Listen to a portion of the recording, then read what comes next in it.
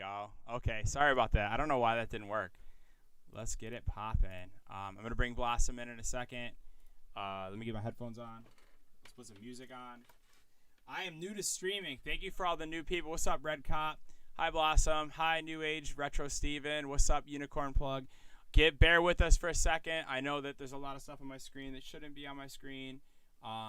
It's just I'm still a little disorganized with the stream and shit. It's a little crazy. Whoa, good God, I did not want that. Let me put this up here, and let's begin the party. Hide this. Close all my production stuff. If you can't tell, I stare at Ableton for like many hours a day, and that's all this computer is really used for. Cool. Okay, cool. Let me get Blossom in. 1 second, collab cam. How do we get here? Oh, I can see you. This is so fucking crazy. All right. Show her on stream. Look at that. Do we have audio, Blossom? Say something, Blossom. Audio, no audio. No audio for me or for shit?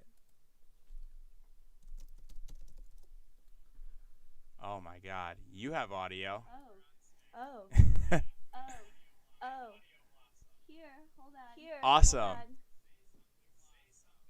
Hold on. You're lagging a little bit. Can you hear I me? can. Yeah? Yep, Yeah? I can. You sound great. Because I can't hear. Okay. Well, I hear my voice in the background, if that means anything. Hello. Patience, guys. We're figuring it out. This is a new thing. Oh, you know what? I can now hear myself on your main stream. So. Well, I'm definitely getting volume. But I can't hear myself. Okay, but that's okay. You don't need to hear yourself, right? Interesting. Well, I do for collab cam, right? Interesting. Because everything is delayed. Interesting. I see. Maybe open the stream. Whatever. I'll just be delayed. Okay. I'm not sure how to fix that. Let me open up the settings for collab cam and let's see. Collab cam. Yeah, I just have volume for you. I don't have anything else. Wait, the settings right here. Webcam. Okay, it is what it is. Is it workable? Is it workable? Oh, she says you don't. They can't hear me. It's so odd because you're showing up on the mixer, which is odd. Okay. Well, you're on my mixer. Let me pull my OBS down.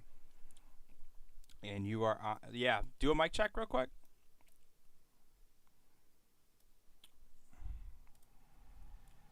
Check. Yeah, you're showing up.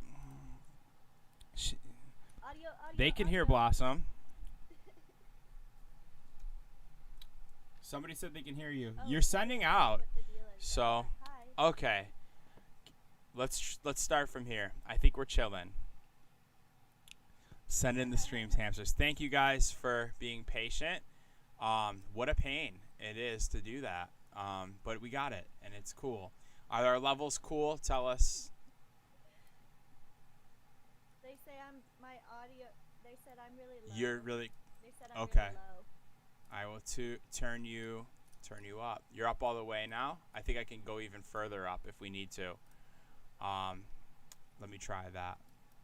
Collab cam settings. Yeah, testing. Okay. You're all the way up.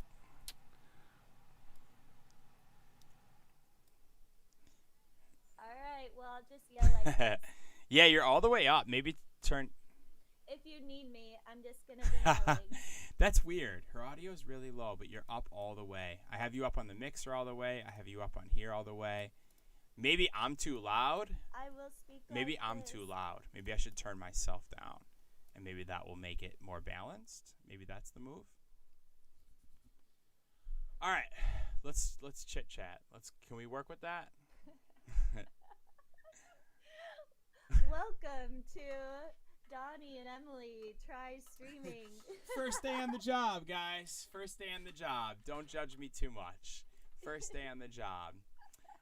Thank you, CVNTERY.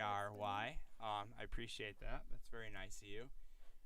Um, let's put some music on and add more to the challenge of trying to get this all to work. Let's see if I can get music to work. Let's put some music on. How are you today? Oh, we got music. Hey, we can hear audio. Yep. Cool. Yep. I'm going to turn it down a little bit. Cool. Yeah, you're coming in okay. The music's coming in. I think we're chilling. I think everything's good.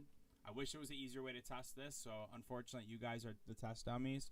So, if something's not working well, just give us a shout.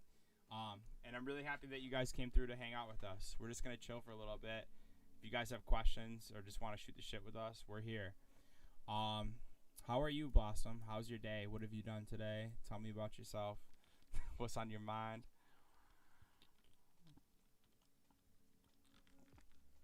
You know what? I'm gonna try just using my my normal laptop microphone. I think that might be. Okay. Let's try it. I'm gonna. Hello. Yo, that works.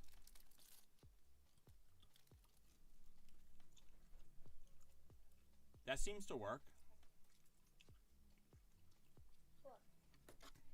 All right. Well, yeah, this seems like a good solution. Okay, cool.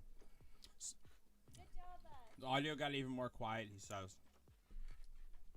Why is it? It's cranked. Let me put it up here. I have it cranked all the way. You're all the way up. I'm here. You're there. I don't know what else to do. Can you hear me now? Can you hear me now? I have no problem hearing you. What's up, Sid? So the main lobby of the studio has these, and they're unlimited. Wait, what about now? You can hear me chewing loud. That's amazing. My bad. I'm going to step back. I'm going to mute myself next time I eat one of those. I'm out of them anyways. I can hear Blossom faintly. What is going on? Stream track. Stream track. It's on. Here she is from a mile away. Oh my god. Hi, Sid. I definitely have you on all the way. And I don't know what else to do. Do you have any suggestion?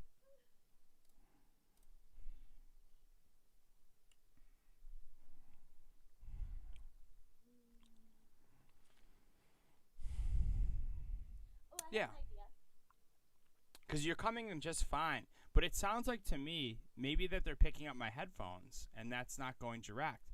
But I think that's the point. Maybe it's on her end, is what they're saying. Which is a valid thought. Oh, you're going to try the cloud lifter?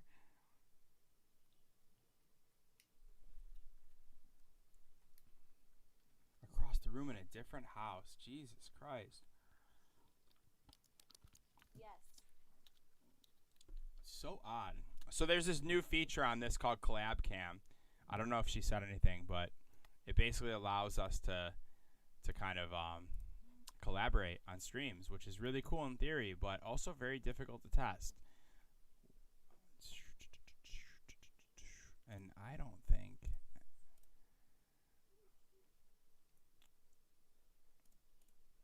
Yeah, I don't think that's it. Yeah, I have you up all the way. Whoa. What did you just do?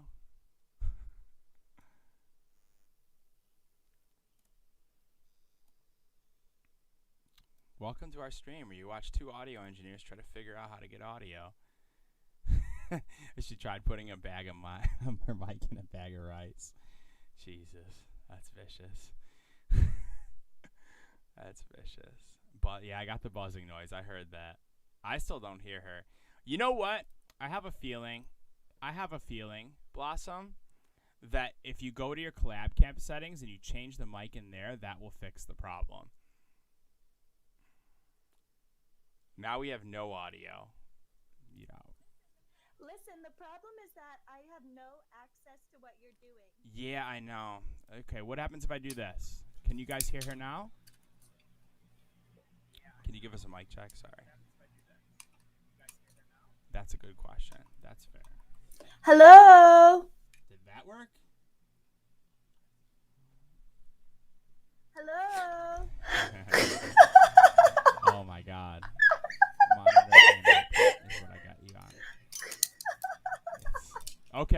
got a yes in the chat. That could be a good thing. Ah! Okay, cool. There we go. All right, cool. That should have been way more obvious. Okay, cool.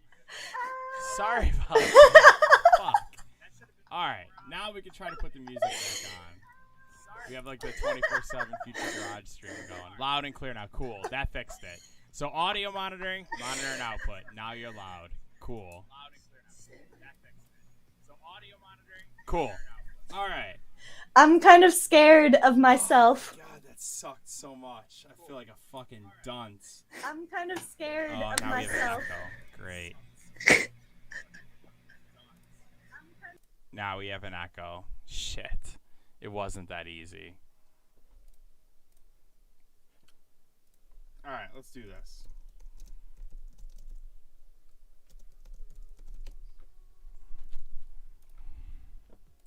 Oh, God.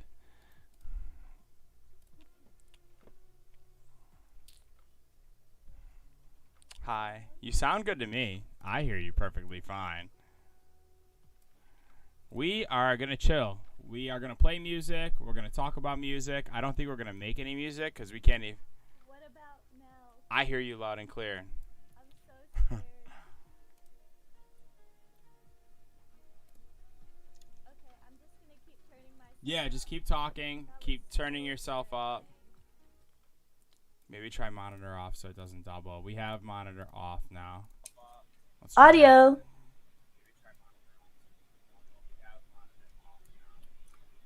Audio.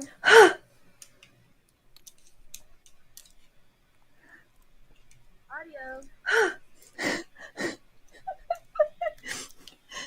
Okay. Okay, cool. I'm losing her again. Yes, back to before.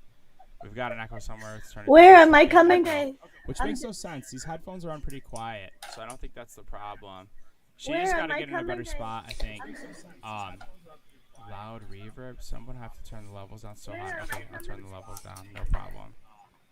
The problem is now I don't hear her, which is a mesh. Okay, let's try shutting off desktop audio. Let's mute everything. I'm not talking. This is my mic. I can't mute that.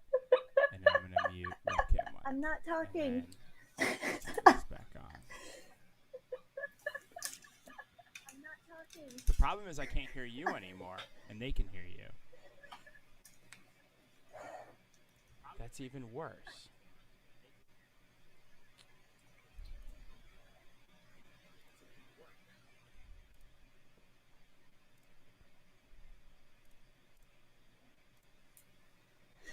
Ay, ay, ay. He's got echoing. This is a fail. Ay, ay, ay. Assign a source, collab cam volume, hide on stream settings, webcam source, share video source, microphone source, webcam source.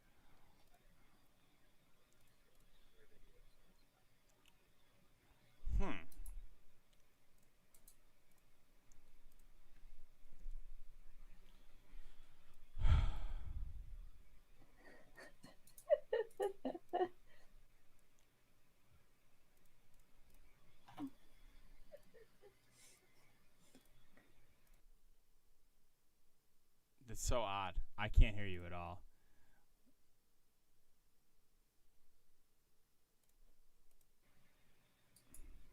I'm stressed. Okay, I hear you now. And there's no echo. So that's all good. So maybe that's it. This was not very intuitive. Let me tell you that. This is a crappy way of setting things up. I think that we should be good. You sound great to me. I hear you just fine. Carlos is entertained. Well, that's nice. Monitor output, we have the, where is she echoing from? There's no echo now. I think the echo came from the desktop audio. So I think instead of... Yeah, okay, cool. I got this now. We're good. We're straight. Everything works.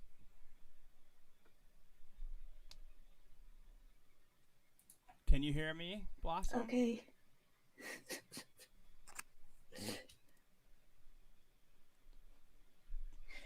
Yeah, I'm just very nervous. It works now, so we're good. Rough start.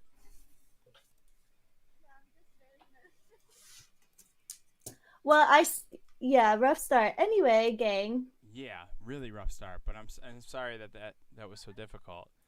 All I had to do was change one thing, and now everything works. So Well, thank you guys for all coming. I appreciate your patience. It took us 20 minutes to figure out how to both hear each other, which is really crappy.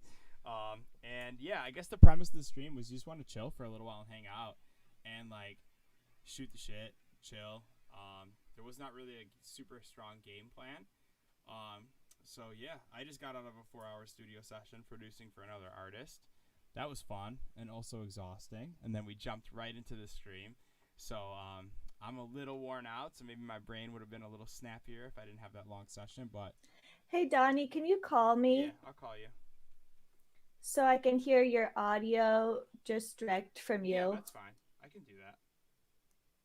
Even if it's on Discord or Yeah, something. we can do it, or I can do it on the phone. Let's do it on Discord. Cool. Maybe that'll help you.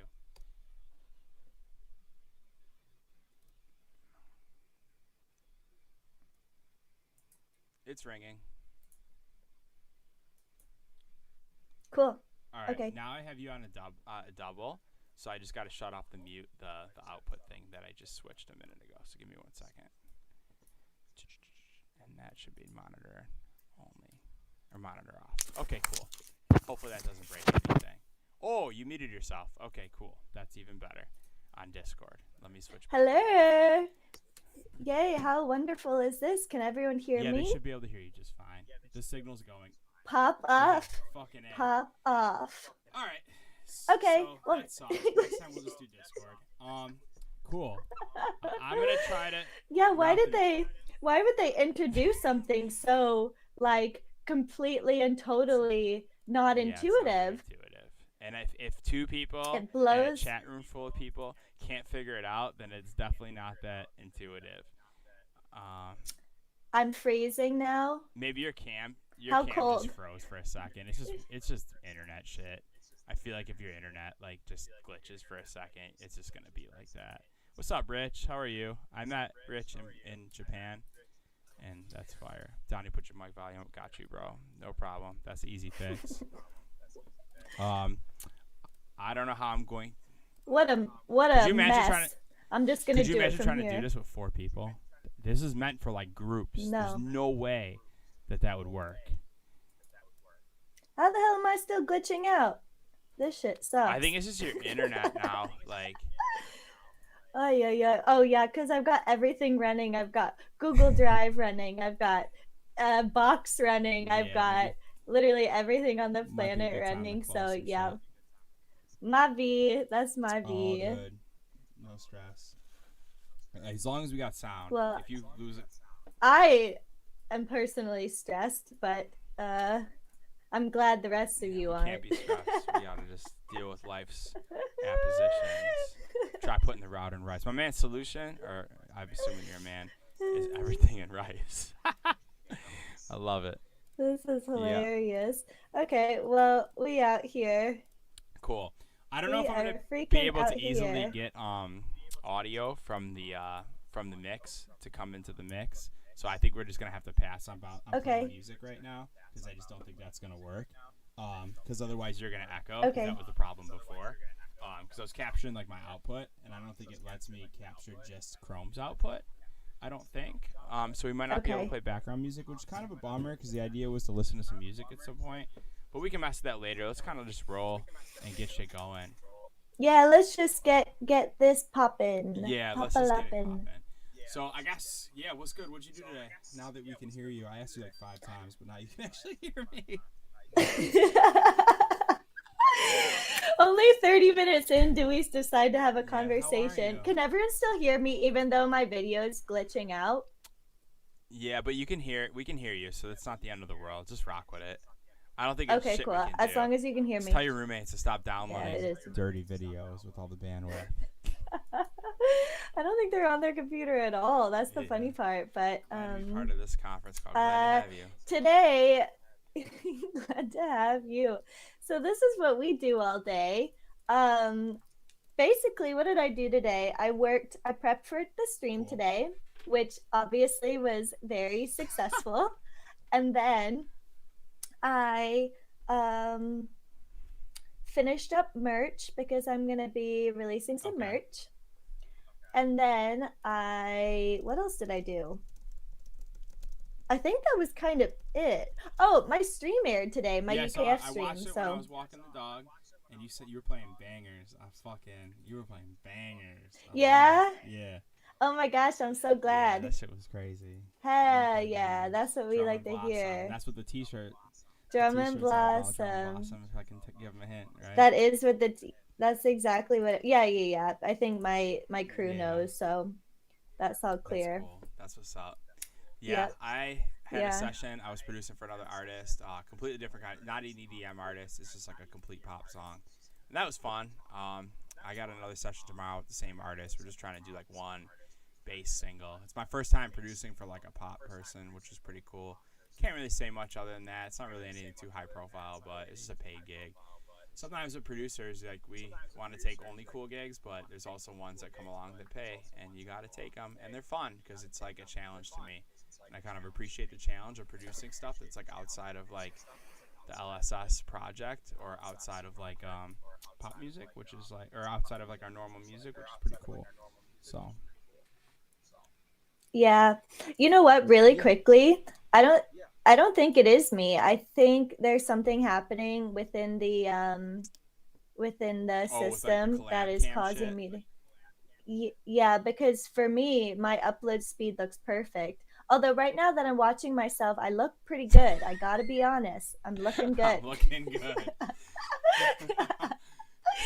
That's amazing. Arya says Blossom's video is Hey. good. Me and Arya dropping a track Friday. Okay, Make sure y'all yes. pre-save it. Cool, your vid's good now. Maybe it changed. Maybe it's fixed. Yeah, maybe it works. I don't know why things are the way they are with the streaming stuff.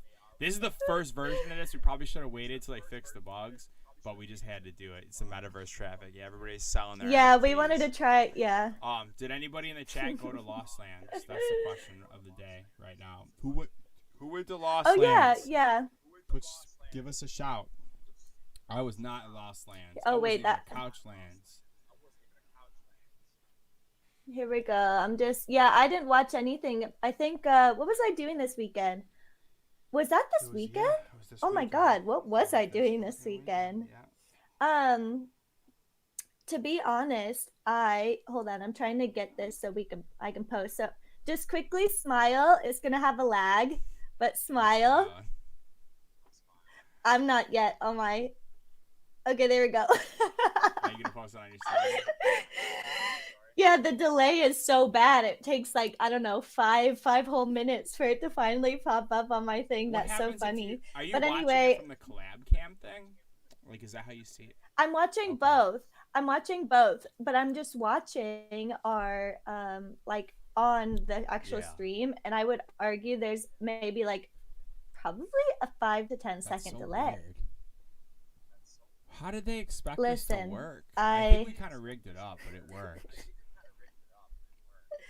Yeah, you know what the funny thing is? I'm not even sure which microphone I'm using right now, what's working, because I got two things plugged in. So who knows It what's sounds happening? fine. I've got two cameras Don't running. touch I've got two anything. Don't even let your feet touch the floor. Stay floating Actually, in that room. Don't touch a goddamn thing. my legs are up right now, so that's not too far off. Yeah, if you even like static shock anything in that room, everything could just collapse in one given moment. No one move a muscle in the whole house, okay? Everyone don't stay put. download anything. Big yikes. Okay, I think I'm plugging you I'm on gonna turn myself the up. stories. Okay, So no problem. I'm not talking as loud. If I talk louder, just turn it I can up. also do this too. I have a lot of room to grow. Listen, I can't hear shit regardless from the actual stream. You sound good to me, but I'm not listening. Well, I can't from play the any stream, music because so otherwise that- you'll echo. That's the other thing I just figured out. Oh, I don't know why I never told you about this. You have to get I have it. The but I rerouting don't stuff. have access It's to tough on PC to do that. Yeah, no, but it's a app that I bought last year when I was doing, what's it called? When I used to do the feedback streams and everything. I had to have it. It's called Loopback, Yeah, I'm I not on a Mac. Yeah. If I was I have it on my Mac, but I'm on the PC now. Oh. There really isn't a good alternative on Yeah. PC, which kind of sucks. Like routing audio on PC really sucks. Is it? Is it that Yeah, bad? it's the one thing that really pisses me off. StreamYard, bro. I don't think we can even do this StreamYard. on any other streaming platform as of moment. This is like the newest thing. You know what else sucks? I can't put OTT on my mic. I was gonna troll everybody and put OTT on my mic, but I don't think it's gonna let me.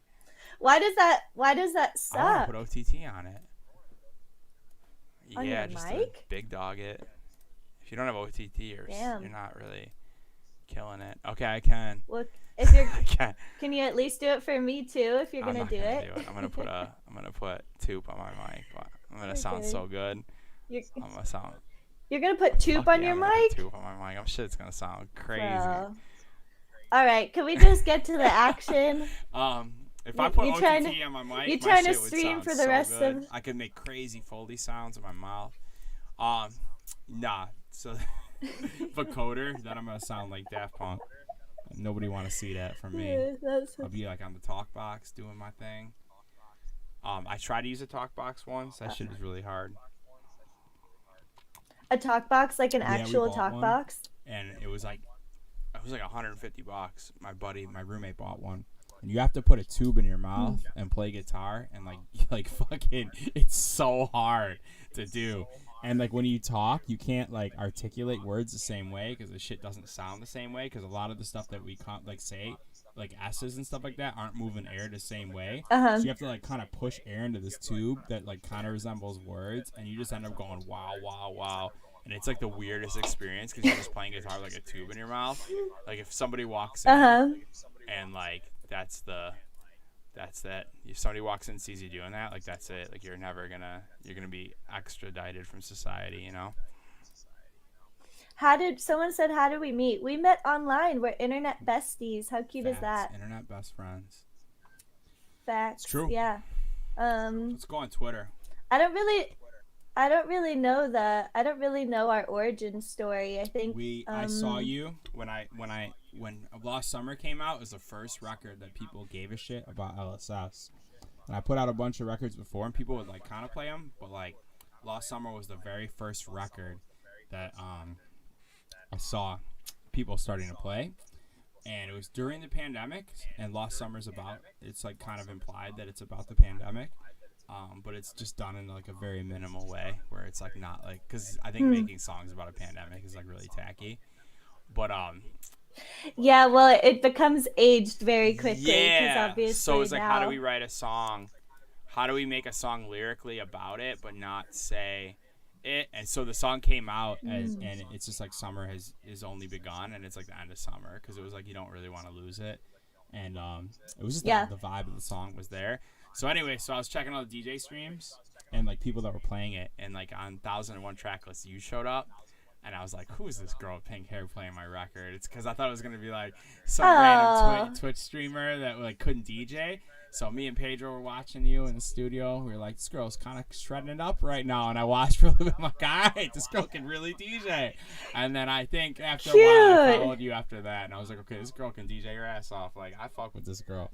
So that's how that came through. Yeah, and that I just remember you reaching out at some point, but I don't remember the context. And then we did a Discord call and just talked about production and stuff for a bit, and then we became best friends. Yep, that's it. I think I hit you, and I was really grateful for your support. And I think I said that. Said that there wasn't a lot of DJs that play harder house, that like we play a lot of the same stuff, because it's true, like that's how we bonded, you know, because I don't think a lot of people right now house is, you know who's got house on lock right now? He's in this chat room. Who? CID. He is killing it right now, killing it, and he's got the game on lock, and you know, we go way too ADD. Sid is a very tasteful man, love him to death. I'm not so tasteful. I'm to the Where ADD? Oh my God, I'm ADD. Yeah. I mean, I am clinically That's ADD. also true. So, shout out to Sid. Thank you for coming, bro, and taking the time out of your lavish lifestyle of playing the best shows in the world and putting up 3 on the pop. Of being a beast. 3, yeah. Talking about the lavish lifestyle of being an absolute fucking animal with 3 number 1s at the same damn time. With 3 top 10s at the same damn time. Hell yeah. I don't know if he's in here Probably not. anymore, We probably but lost him when if the he stream wasn't fucked up for like 30 minutes. audio. Anyway, I guess we won't have music, but we can just get started running through Yeah. So our let's start list. with tweets. Controversial tweets. If you guys have controversial tweets that are somewhat PC, you can feel free to share, and we're going to talk shop about Twitter. I love going on Twitter to a point where it's an unhealthy habit because these people are crazy on Twitter. What's up, Dale? And I'm going to... Have you already? Are you recording this? By the way, can you make sure to hit I'm record going to hit on your record stream? right now, but this shit will go directly to YouTube, too, so don't worry about that. It will. Oh my god, you have it routing like that? Oh, yeah. Learn from the best. but make sure it's recorded just in case. I'm recording. We're recording.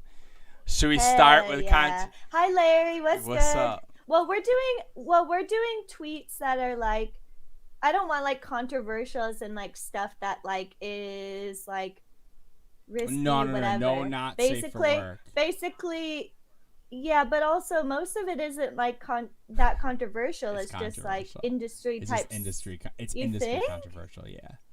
I would say we're just talking shop over here. When it's controversial, starts a conversation, right? What is the definition of controversial, right? Like, is that true? Well, I would argue giving rise or likely give rise to public disagreement. I think we're picking tweets that are like, you know, kind of like beg for like people to agree and disagree on. That's all.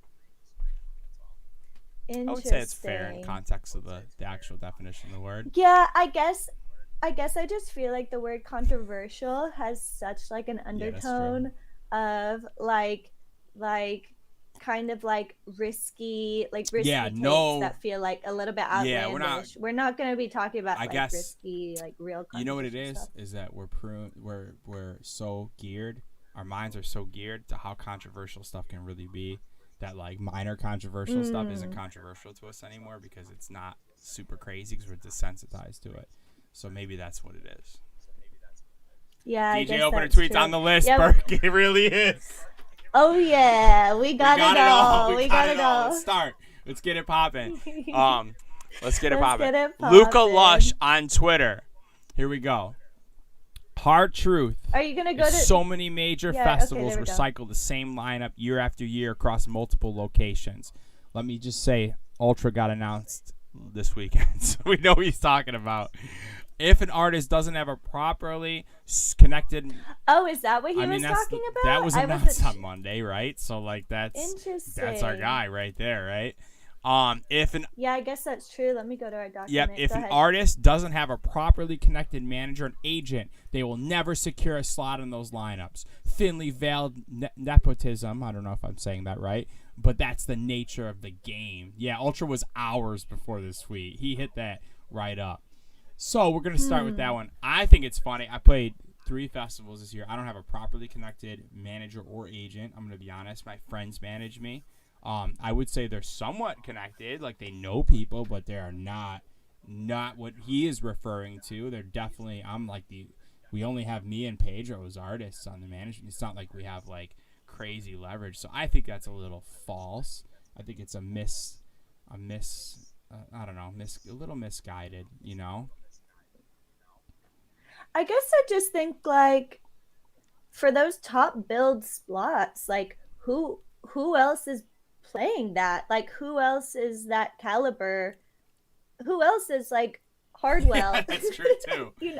Who else it's like there's not facts. And that was just the first phase, right? Just like the top ones.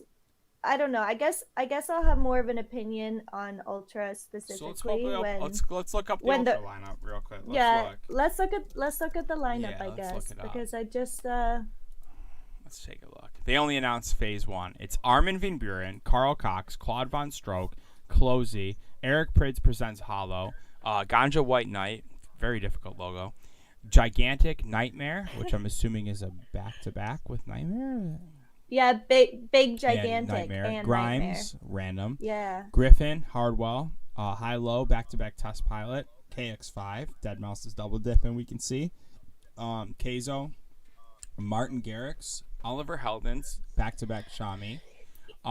You know what? You should pull up the lineup from last year or from this past I year like your so we style, can miss. kind of I like your to go through style. I and like your compare. style. I will say, just like I mean, Subtronics is in there at that first phase of Yep. billing, so I'd argue that's like a Okay. like Let me he dig a came little up. bit because everything is like super. Okay, here we go. So now Yeah. let me Okay, finish here we reading go. this one before we call it. Subtronics, Rez, Talavas, Timmy Trumpet, wonderful. Vintage Culture and Zed. Love that logo with the trumpet built in. It really spoke to me. Um, Yeah, I like that logo too. I was It's being cute, sarcastic. and it's so. Well, I think it's Yeah. cute because it's so All right, clear. last year. Alesso, Alice in Wonderland, Emily Lenz. I didn't see any of those people on this one. Boris Breja, Camel Fat. Carl Cox is still on it. Carl Cox also has a very historical. I think he may even be part owner of Ultra.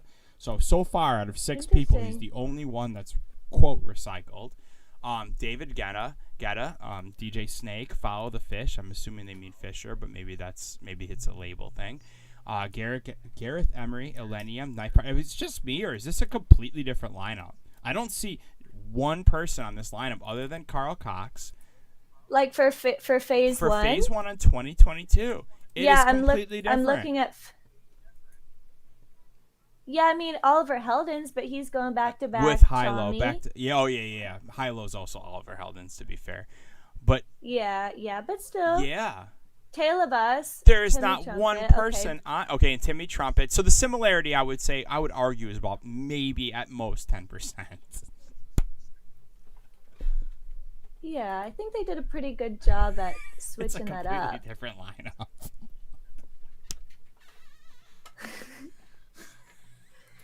Okay. There you go. They could. Yeah, there you There you go. go. That's it. There you go. So Harlow was retired last year, wasn't he? I don't think, or he came back as a surprise last year at Ultra, right? Yes. Oh yeah, that's right. He did that come was as in a Miami surprise. when everybody. Yeah, it's a completely different fucking. Okay, I guess that's it. I don't have anything else to say. Well, maybe there's like other big ones we could. Well, look Lost Lands at. is the only festival that would have triggered that, and that was this weekend. And I don't think that's what he was talking about. I think it's safe to say he was. Oh my God, Lost Lands had like the biggest lineup Yeah. ever. Like everyone that's doing pretty- stuff, and I feel like they gave a lot of opportunity. It's pretty safe to say. Rich says that's true. The Ultra lineup has been the same in Japan. Lineup for like 3 Ultras. Japan also has a smaller lineup, given that it's not as big as the States, and that's probably true. But like, I think like it's specific to Ultra. Like Ultra is like a specific festival, and I think when you think Ultra, main stage acts, you kind of defer to like that extra super EDM. Armin van Buuren, like I think Hardwell. I think of like Swedish House Mafia. Like in that, personally, I think of those lanes. I don't even think of like a Vintage Culture, who's a freaking heavyweight at this point. So I just think that it's kind of like the vibe of that festival. It's always kind of been that way. Yeah. Also, I just think like Japan is like a different market completely, and so what's cool there and what's cool here are completely different. Like certainly in the EDM space, I feel like, I mean, there's obviously like subculture and cool shit there. That's just not saying that at all, but just like in terms of like what an ultra is gonna book, I don't know, probably consistently the same. Yeah, like people. I don't think that's a weird. I don't think that's. Can you look up the Japan Yeah, lineups just so we can reference Ultra those? Japan. I want to play Ultra Japan. I need a reason to go to Japan again. I had so much fun being out there. I want to play Ultra Japan. Are you kidding me? God. Have you seen my entire aesthetic? I went for like 3 weeks. That's where I met Rich. I was there for like 2 weeks, 2.5 weeks. Oh, that's right. And it was the best 2.5 weeks of my life. Like I would kill to do that again. I want to Afrojack, to... Dash okay, Berlin, DJ Snake, Galantis, Pendulum. That's cool. Steve Aoki. Yeah, I mean, this is it's a slimmed down Ultra lineup, Like it's just a little bit. There's TJO. That's 20. Cool. Did they have a 21? No, they wouldn't have had a 21. I don't think so. Did they have a 20? No, they wouldn't have. This is 22. Yeah, we would have to go back to 2019 to see. Yeah, maybe that's maybe like pre-pandemic might be better for Japan because I feel like yeah.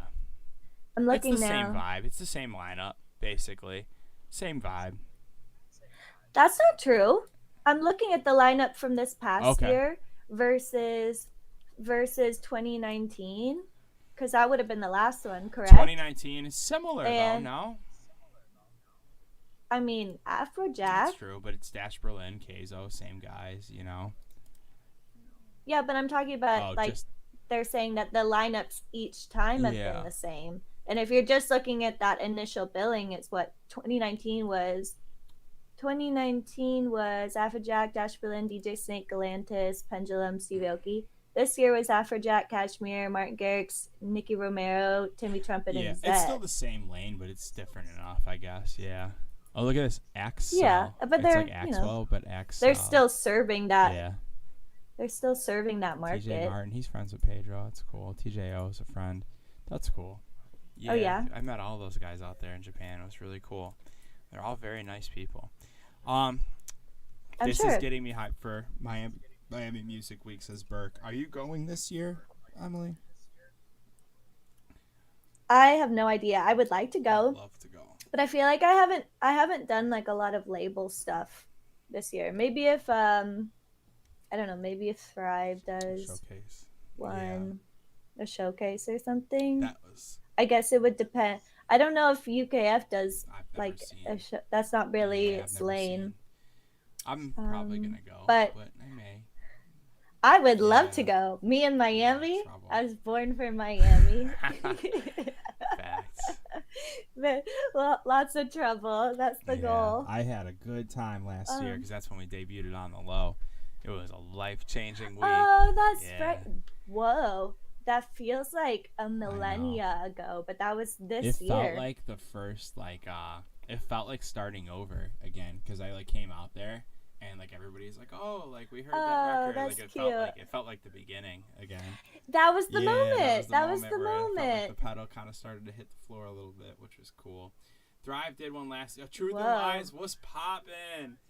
Love to see you guys. Thrive did one last year. Hey. We played, and I was there. Yeah, that's right. They did do it. think I I was think there. I'm just having a really hard time putting this past year into context. Was that where you debuted on the low? Yeah. So. At So Ultra? yeah. When was Ultra? May? March. March? It was the Ultra. second or third week of March. It was that long ago. Yeah. You know, it's so crazy because yes, we're gonna go to Miami together and get in trouble. Yeah. V. I like Yeah, that. I guess I just remember walking on the treadmill and you were texting me about that that all coming together. Yeah. And I had to keep it so under wraps as if I have so many friends that I yeah, tell I was that on the stuff stream and to. everything. He said, yeah. That's what's Yeah. up, Dale. I'm happy that you finally heard it in the club. Probably at a wax show, I'm guessing. Yeah. So that story was crazy. I actually I snuck in. I didn't totally sneak in, but I kind of snuck in. And I ran up to the trailer. I'm like, wax. And I was like, yo, I got in. He's like, no way, bruv. He's like, let's go. Wait, that's right. Yeah, because you didn't know if you were gonna get into Yeah, I it. didn't know That's if I'd be able to right. get a pass. And one of my friends got me. They were so tight about One that. of my friends Yeah. got me like a maintenance pass or some shit. It was definitely not the pass you're supposed to have. I was like, wax, let me in. And he's just like, yo, I got you, bro. Let's go. And that shit was crazy. Wait, really quickly, can you add any tags to the stream? Can you add just talking, and can you just go into Yeah, of edit, course. edit streams, and maybe add a couple better tags Yeah, of for course. this? I kind of rushed through that, so let me try to change that. Do you know what the button is to change that, or should I just go on Twitch.com and change it? No, you can do it in your Streamlabs, and it's to the top right where the stream Okay. chat is. There should be a little edit Okay. button, and you should be able to edit it, I believe. Okay, sounds good. Edit button. Let me see if I can find that. Top right or top left? It's above. It's somewhere around the chat Okay, stuff. let's open this puppy up a little bit more. Wax is the best. Oh, top left, that's what I top left. thought. Okay, Wax is the Up, best. up. Up, to the left, to the Up. left. No, you were right. Above the chat. Above the chat. That's to the right on my end. Cool. Yeah, that's Cool. what I'm What saying. tags? That's what What I'm tags saying. But should I there's put a. in? There we go. Boom. Okay. Instead of music, just talking. Just no, do Okay. music, but then you can also you should be able to add some other Oh tags no, to it it. doesn't let me. Okay, just Okay. kidding. Show advanced settings, maybe. Oh, here we go. What about that? Boom. Okay. Which ones do we want? 3D Crush. printing, agnostic. This gets really specific, y'all. Yeah, Wax is the best. Maybe Wax is we my don't- dog. He's been so good to me. Yeah, he is He has great. been so good to me He's a and great changed guy. my life. So I will always love him for that. I don't know if there's anything relevant. Add depression. Depression. Why are you depressed? I don't know if there's anything in here that we really want. I think we're good, right? I Yeah, tried okay, messing. we'll I be put fine. like So IRL anyway- in there and stuff like that because I feel like that's what these people do. But Yeah. Good add stuff. depression. Look We're at artists us. that are depressed. That's right. Yeah. Some- Add depression. I didn't need to Yeah, add who needs to depression. add I already that? got it. Oh Yo. shit! I really fucked this up now. Cool. Oh no. Cool. All right, so let's maybe we should keep it going. Yeah, on let's our move on to the topics, I next guess. tweets. 1 second, I'm gonna pull them up. All right, how about? Oh, here we go. This is gonna stir some shit. Our man. Oh my god, my monitor is being weird. Sorry. Let's go back. Our man Fred again, canceling at Second Sky next month. There will be a replacement Please artist. move. My man says I am deep. We can't see it. You can see There you it. go. I am Can deeply. you move it over? Oh, there we go. I am deeply regretful and sad to say I will not be playing Second Sky this year. I've never canceled a show before, and I absolutely hate that I have to do this. We confirmed the show before we had to move the release date of my record. We're trying to wake away work. It's not possible because I have to record and make some things in the UK to accompany AL3, which required crew and equipment needed for the show to work. I tried everything to make this work, but it's not possible, and I want to say I'm truly sorry to anyone who may have bought tickets with me in mind. Second Sky haven't done anything wrong, and this is on me. But obviously, as we all know, Porter's an absolute legend. It's gonna be a total heater regardless. But yes, so sorry to say, I have to do this. This dog better not do this shit in 2-3 weeks when I go see him in New York City. Because if he does, I'ma feel a freaking that's way about right. it. He said, I've also heard very exciting things about a certain replacement. Let's not forget that Second Sky has had Sonny Moore, a.k.a. Skrillex, in the past as a secret guest. I think him and VR went back-to-back or something crazy. Anything is possible. So I don't know what he's trying to say down here, but if Sonny canceled 2 festivals and shows up as a surprise guest on this one, there's going to be some unhappy campers on this. Oh, you think that's what's I gonna think people are going to happen? be That happy, he but I think it's Sonny canceled all his festivals and all his shows this summer. So I think it's going to be interesting to see if people react positively to him showing up as if he's the replacement. But in the past, he has been a replacement. So, and him and Porter are tight. So it's one of those things where, this could be something, Yeah, but do you think he would do that 2 years in a row? I think it was a few years ago, no? I mean, that would have been the last time that they had it. Yeah, that's true. No, they did digital, but yeah, that doesn't really count. Yeah, you're right. That's true. Yeah, I don't know if they would do it twice in a row. Hi, Isaac. Thanks what's for the nice worms. good? I haven't got my haircut since Izu, by the way. So you're seeing the same haircut you saw at Electric Zoo. Kind of sad.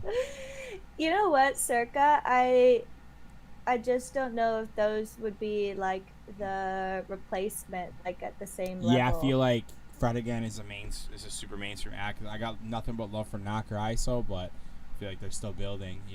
I don't think Yeah. It has nothing to do with those are big shoes to fill. Those are big, that's a big shoe to fill. With, I think Fred again is at when it comes to like size of artists, like Fred again alone. Like, what is he at monthly listener wise? I'm gonna take a look. It was like 5 million when We're I at looked. 8 million, like right? 2 days ago. 8 million. I love ISO. Such a big town, but yeah, I just think that the numbers. I think when it comes to like selling tickets, unfortunately, the world has a lot. I think this kid deserves so much more, but I think it's going to be a bit until you see the Fred again numbers. Fred's got big labels, big money behind him, so Well, it's just a different. Yeah. It's just a. It'd have to be like a flume. just, Yeah, like different a flume levels. would be like a fill in. Yeah. That's like an artist fill in, you know? Do you think it would be like a flume? I think a flume, or... like in that lane of like vibe, yeah, flume, I think would be an adequate replacement. Skrillex, I don't even think Fortet, Yeah. to be fair. Much love, much respect. Yeah, I was gonna say I don't think so either. Yeah. Because that would have been the next obvious choice in terms of their crew. Yeah, you know, if that's fan. What's good, What's up, Semper? homie? How are you? Yo, by the way, guys, please follow me on Twitch if you can. Hit that button. I would really appreciate it. Just because I'm starting out on this platform, this is like my 4th or 5th stream, and I'm trying to get going. So if you are enjoying the stream, it'd time to really build be the homie helpful up. to hit me with that follow button. So I appreciate y'all. I'm gonna probably say that again later, but much love. We're talking about Second Sky right now. Bicep. Yep. That's a fire fucking. That would be now a we're good one. talking. Yeah, Now that we're- would be a good now one. we're talking. I can't get a sub button until I stream more, so that's partially why we're doing this. Is good Emily is Yeah. such a kind-hearted person Well, that she's gonna help. Hell yeah. Well, when Thank you, I Edgar. became first you have to become an affiliate, and then you become a partner. And when I started streaming, this was like March 2020, so right when the pandemic Yeah. happened, and SoundCloud did this partnership with Twitch where there was this like Google Doc you could fill out as a SoundCloud Wow. user, and they would look at your profile on SoundCloud, whatever, and then they could expedite the process for you in the affiliate stuff. So like in a day I was able to get affiliate. Wow. And then it took, a year and a half or so of streaming to be able to do the partner stuff. But yeah, at the time it was a lot easier to They make it. host the challenge. I am hosting. They make it like it's like a video game, like seeing the bars fill up. So I think that's Yeah. pretty like motivating. I guess I realize that like that does like a mental thing. Like I want to see those bars filled to get to affiliate. You know what's so funny is like on my page, I have like all of these like really random like things that I can reach or achievements, and then I find myself like wanting these random Yeah. things. Like I didn't even know that I would want like I don't know, I forgot some of them, but I didn't even know I would want some of these. Yeah. Here we go. Mr. Roboto, add 5 channels to your auto host list. It's like the most random stuff, and I'm like, yeah, I want to get that, as if Yeah. that's gonna like maximize my That stream is- for anything other than like Yeah, I don't that's know. real. That's like it's like making things a video game. Kind of like I've heard people do that with music production. Yeah. Where they try to make things feel like a video game for them and like complete missions, and that's that. So That's kind of a fun Yeah. concept to do that, I guess. I always listen to like I could I see always the listen to like benefit. those like productivity podcasts, and that was like a suggestion.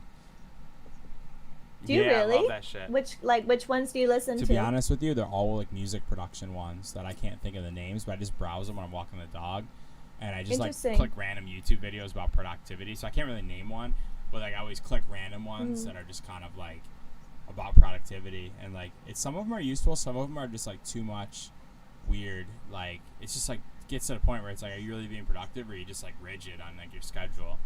But yeah, I've been trying to be better about that. I'm trying to figure out how to get more done. I feel like I get a lot of music done compared to like most people, but I just don't think I'm ever satisfied. So Yeah, you are very try to productive, be. though. Try to be. I've also been doing it a long time, so it's like helps. It helps. Yeah, you've got that on your Let's side. answer some questions, then we'll move on to the next tweet. Yeah. Oh, cute. Yeah, I Yeah. was at his set. We are besties, so Yeah, of course I was That's there. really that means a lot to me. Thank you for coming through. I appreciate that. Subtronic set is crazy. I saw a little bit of it. What does it mean to be a Twitch partner? You get paid more, right? That's what it means.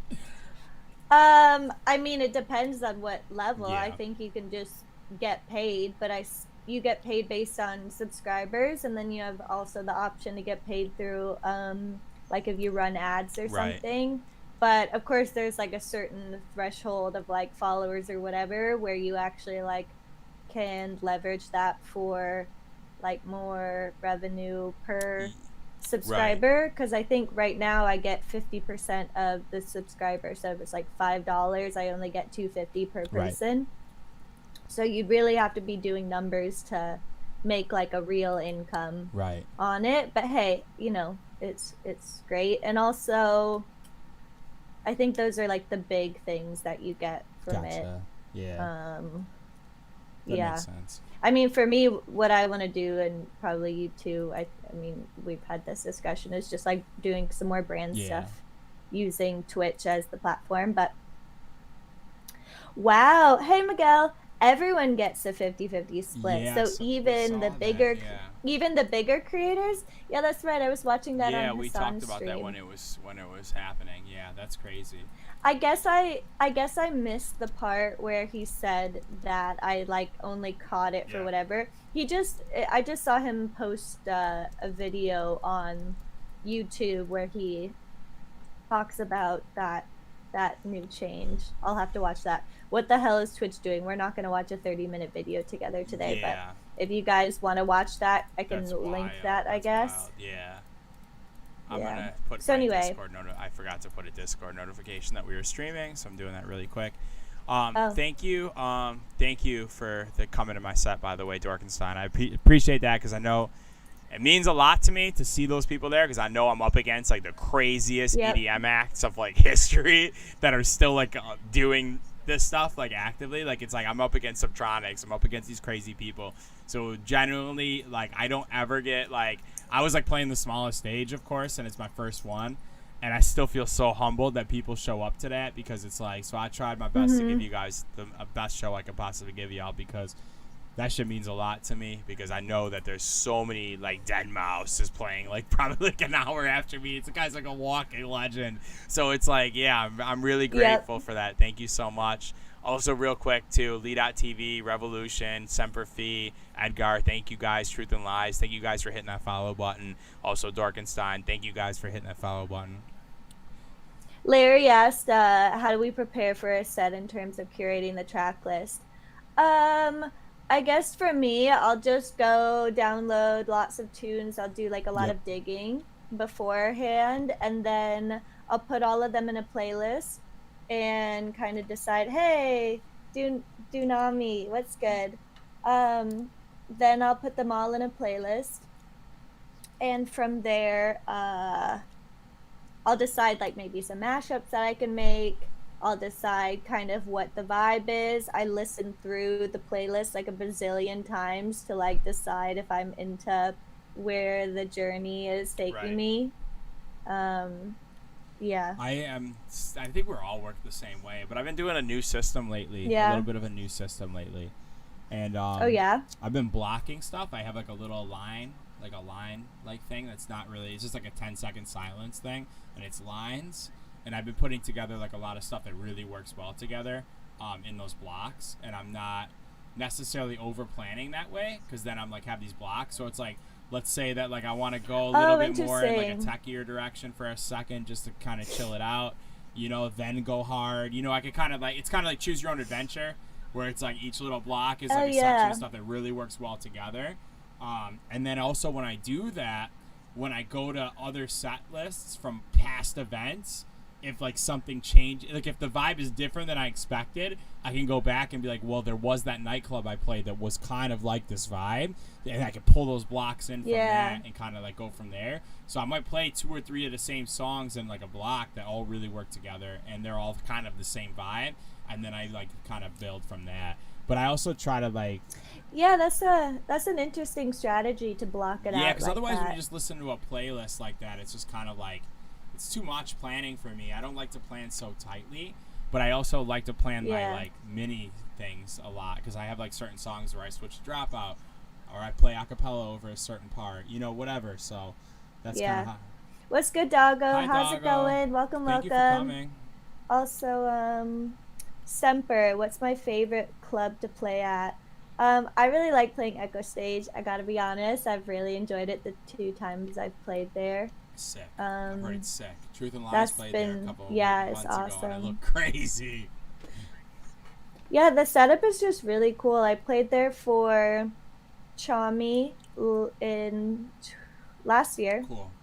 And then I played there again for the Confession Chami Oh yeah, I tour remember. That this was. year. That was the show that I was like violently Oh food yeah, sick the one where you ate the at. ramen and like almost died. Oh my god, I almost fainted on stage. That was so Yeah, that brutal. sucks. That's really the worst. That's one of Yeah, the worst yeah. possible things. I've never gotten food poisoning while DJing, Uh, but in San Francisco, it was so bad. It in was San so Francisco bad. once I ate a blossom. Or I ate a. I'm sorry, I read your name. I read a burrito. I did not eat any flowers. I ate a burrito after the club, and all morning throughout my red-eye flight, I was throwing up on the plane the whole time, and I was Oh dying, and it no. was really horrible because I still had to go to the flight, and like in between, like that period of time where they're like you can't sit up because we're taking off. I had to throw up I can't so even bad. So imagine. as soon as the fucking Yeah. thing comes on, I just jetted. And the woman next to me was a red eye, and the woman next to me was trying to talk to me, and I was like, I gotta go. And I just dipped. Yep, yep. Ah. I mean, that's what happened on the flight home the next day because I left right after my set Oh. and I come home and I've got just like cold Yeah, it's sweats brutal. all night. And I call my mom at 6 a.m. crying, like, I can't believe I have a flight in 3 hours. She's like, you have to go. You have to make it to the airport. So I get to the airport and I'm like, I like walk in, but I can't even make it through security. I need to like sit down and like collect myself. Worst. And then finally, I'm like, I'm just dripping sweat still the next day. And so I get on the plane. Thank God I was able to fall asleep, but I just kept on having these hot flashes the whole time. It was And the worst brutal. is there's nothing Yeah. you can do about it. You just gotta let it. You just There gotta was let it do its thing. You gotta let it go. I had vertigo for like 3 days after that show. Oh. It was like I'm just in bed sleeping for like 18 hours. It was And it I was got too food much. poisoning last time she came to visit. We were supposed to work in the studio for like 5 days That's straight. right. And we ate tacos the first Ugh. night, and I got sick. I had a fish taco that felt a little undercooked. I was sick for 5 I days. feel bad. That It was was all my good. I've choice. been wanting to go to that place. It's right down the street from my crib. I was trying to go to it. It has such a It's cute so aesthetic. cool looking. There's always It like looks cool so looking people in cute. there. I was like, I gotta go in there. Tacos were actually great. I just got sick, and then, but the good news is it's changed my like health a little bit after that. I've been feeling I've been feeling better after that. Like I feel like I went through it. I feel a lot Really? better. I've been having like, I don't know. I just feel better, after it. It's weird, That is so funny to me. Maybe it just like it was the body cleanse that you needed it was like doing a juice fast, except it was just a fish taco cleanse. Let's catch up on some comments real quick before we start talking about food poisoning for an hour. Saw you at I overthink all my sets. Granted, it's only sets for like after parties so far, and I hope to get to that club level. I think when you start DJing, this is my 2 cents. I think when you start DJing, it's easy to overthink, and I think the best DJs in the world, I can attest after DJing. There was a point in time where I was DJing like 3 days a week. I can attest that my best, I felt like I was on top of my game when I didn't plan almost anything, and I would just show up, and I felt like I was bodying the clubs harder than like when I was planning stuff, because I just had everything at my fingertips when I needed it, and I felt like it was a flow.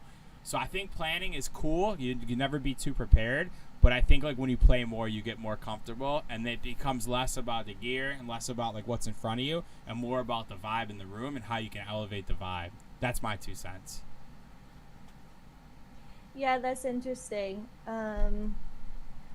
Yeah, it's just like I think what got me. Well, first of all, I was doing opening DJ sets for, I don't know, at least 5, 6 Gotcha. years. This is my 7th year doing it, so I did a bazillion. I would probably play like one show a month, and then when I was doing my own shows, that was like another 2 shows a month or whatever. So I had lots of time to practice.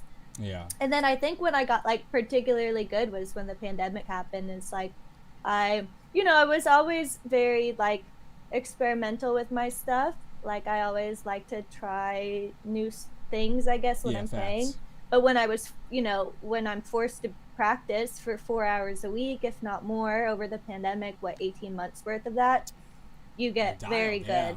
And I think that's the biggest thing that changed or like really upped my game was just like getting that practice in and like getting skilled at like, I mean, most of you guys on here, I see a lot of familiar names, like have seen me play. I think when I'm streaming, I also have to be talking. I also have to be planning whatever, and you just get very good at multitasking. And I think that also like upped my ability to, you know, multitask while I play and like try new stuff because I'm used to doing a lot of shit while I'm up there. Yeah, exactly. That's why you're a monster. Great DJ. That's why I'm a Great monster. DJ. I think. Yeah. Someone's. I think Oh, go that ahead. it's like when you start with anything, you're so concerned with the technical, and then when you get better at something, the technical becomes a little bit more natural, and you stop worrying about that, and you're just worried about like necessarily what's best for the room, or in the case of making music, what's best for the record or the vibe of the record.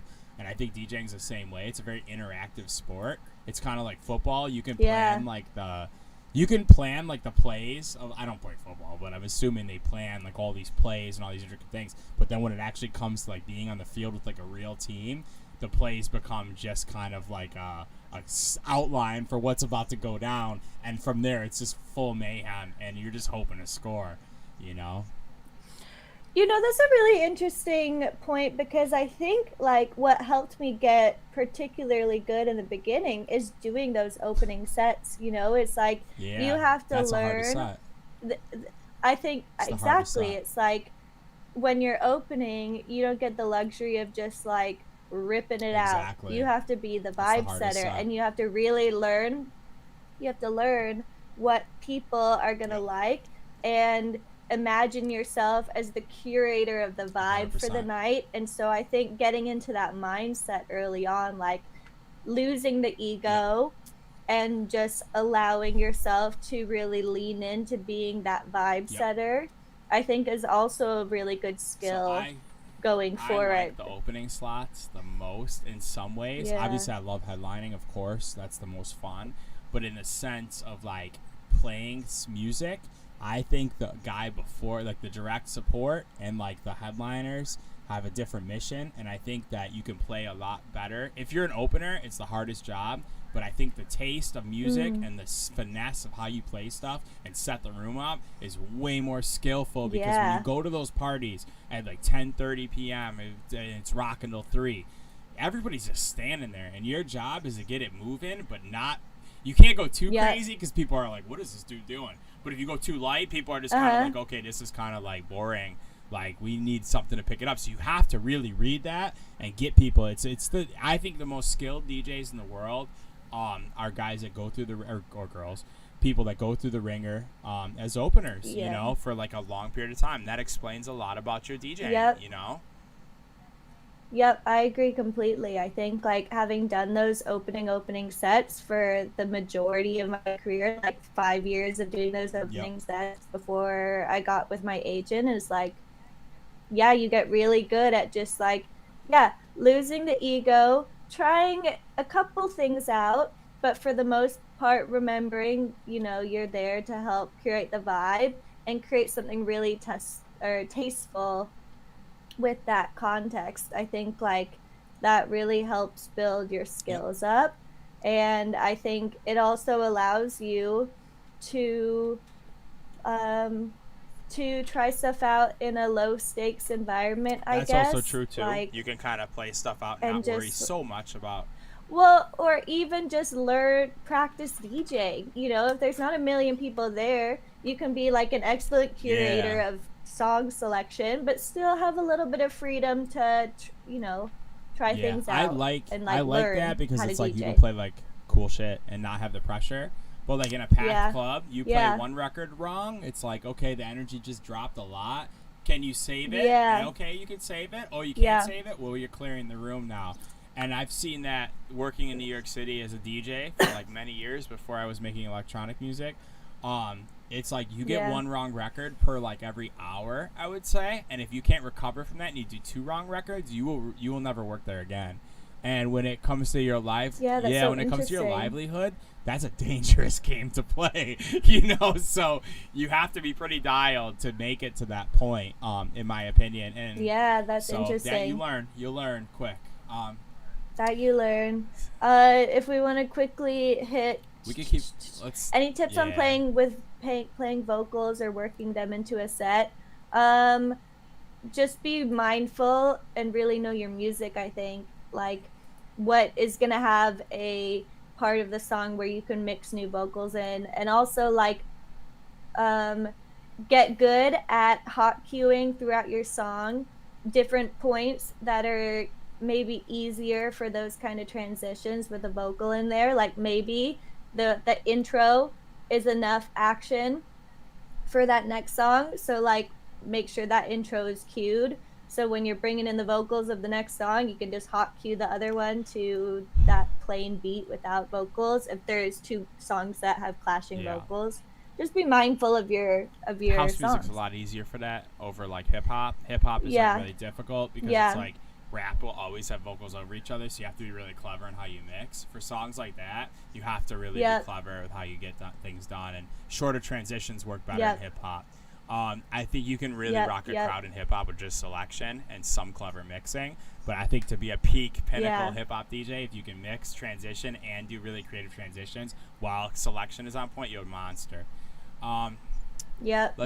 Someone asked, do we have any pre-show rituals?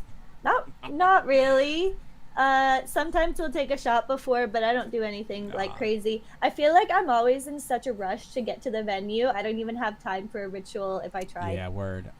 When you guys are in the studio together, produce, how do y'all usually work?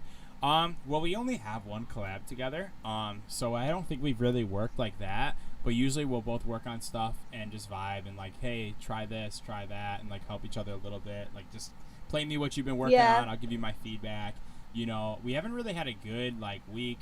We went to LA, but like that was a different vibe because there was a bunch of producers and it wasn't focused on just me and her. So we haven't really had that opportunity. But it's just friends hanging out and like working on music, you know, whether it's our own stuff or individually or, you know, whose stuff it is. It just gets passed around the room, I would say. I think we would have done that more in New York. If I didn't die. If you didn't die. But I think our next session will probably have more time to like work together. Mostly it's just been like that. I mean, when we were working on Still Here, it was just like passing it back and forth. So that, it wasn't in person when we did that. Our last LA thing, we got some vocalists to come in, and we had studio time with vocalists.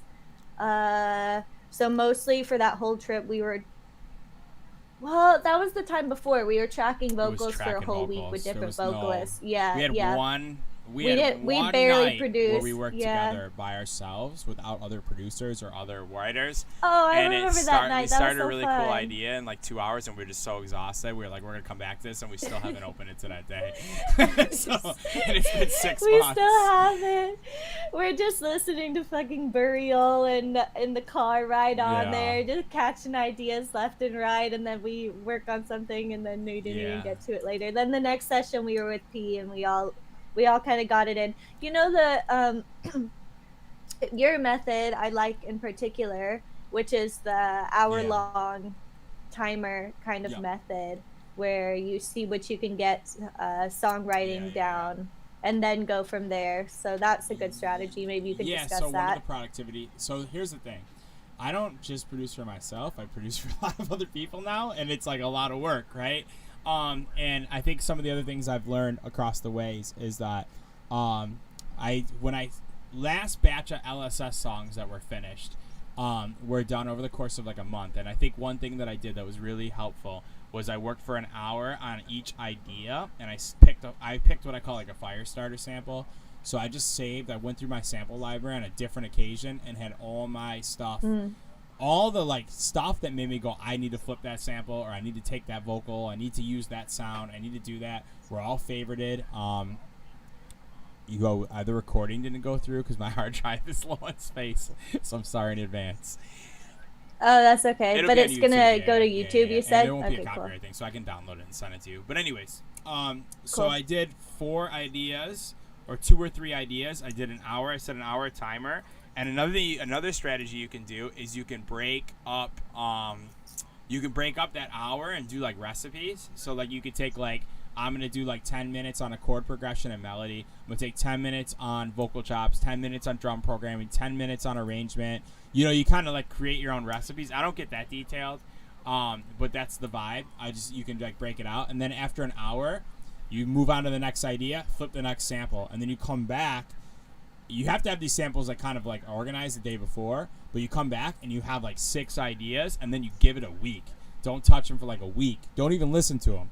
And then a week later, fresh ears, you'll totally forget because for me at least, I'm working on so many other things. And then I come back and I flip through, and then I have like a project file of like all sorts of stuff where I'm like, oh my God, I have like this is a song. Like, why don't I just make this, you know what I mean? You come back and you're like, wow, if I just take that one sample and just put that there, that's the record. It's done, you know? And you find that like the best ideas sift to the top, and the not so good ideas get scrapped for parts. And then what you can do is you can break up those not so good ideas and like use those parts for another day. So that's always how I work. That's how we've been working sometimes, I guess, here a little bit. Yeah, I think that's a good strategy. I need a better routine, I think, for when I'm working on stuff. Hard. It's a little bit sporadic, but you know, I think that comes with time. Mostly for me, when I'm starting stuff, I just start with that vocal idea, and then I'm able to go from there. But it's hard. It is hard. To get it out. It is hard. I'm having trouble with now is balancing being an artist versus being a producer. It's one thing to be a great music producer, but I'm really trying hard to be the full-fledged artist. And what I mean by that is that be active on socials and be able to build, you know, the rest of the stuff, because just putting music isn't enough anymore. Now it's about being a brand, being a person, you know, and you do this so well. You're the best at it. You're the best at it, to be honest. You've done it so well. You have $1 million haircut on your head right now. That's unforgettable, you know? And I think that's something. I always call her the $1 million haircut, because I think when we go to festivals together, every single person's like, oh my God, it's Blossom. That is just like, it speaks to people, you know? They love it. And I just, you know, that's something I'm very inspired by, you know? Yeah, it's the $1 million hair. You know, and it's funny, when I did it, I was just trying to be a little bit rebellious against my parents and you know, go pink. And so the other stuff came after that, like the pink hair came first, and then the name Blossom came after that very shortly. Sick. And it just kind of fell into place. But I agree, but it feels it's like, you. I mean, it feels so authentically you. Because it is me. Look at this shit. I love this place.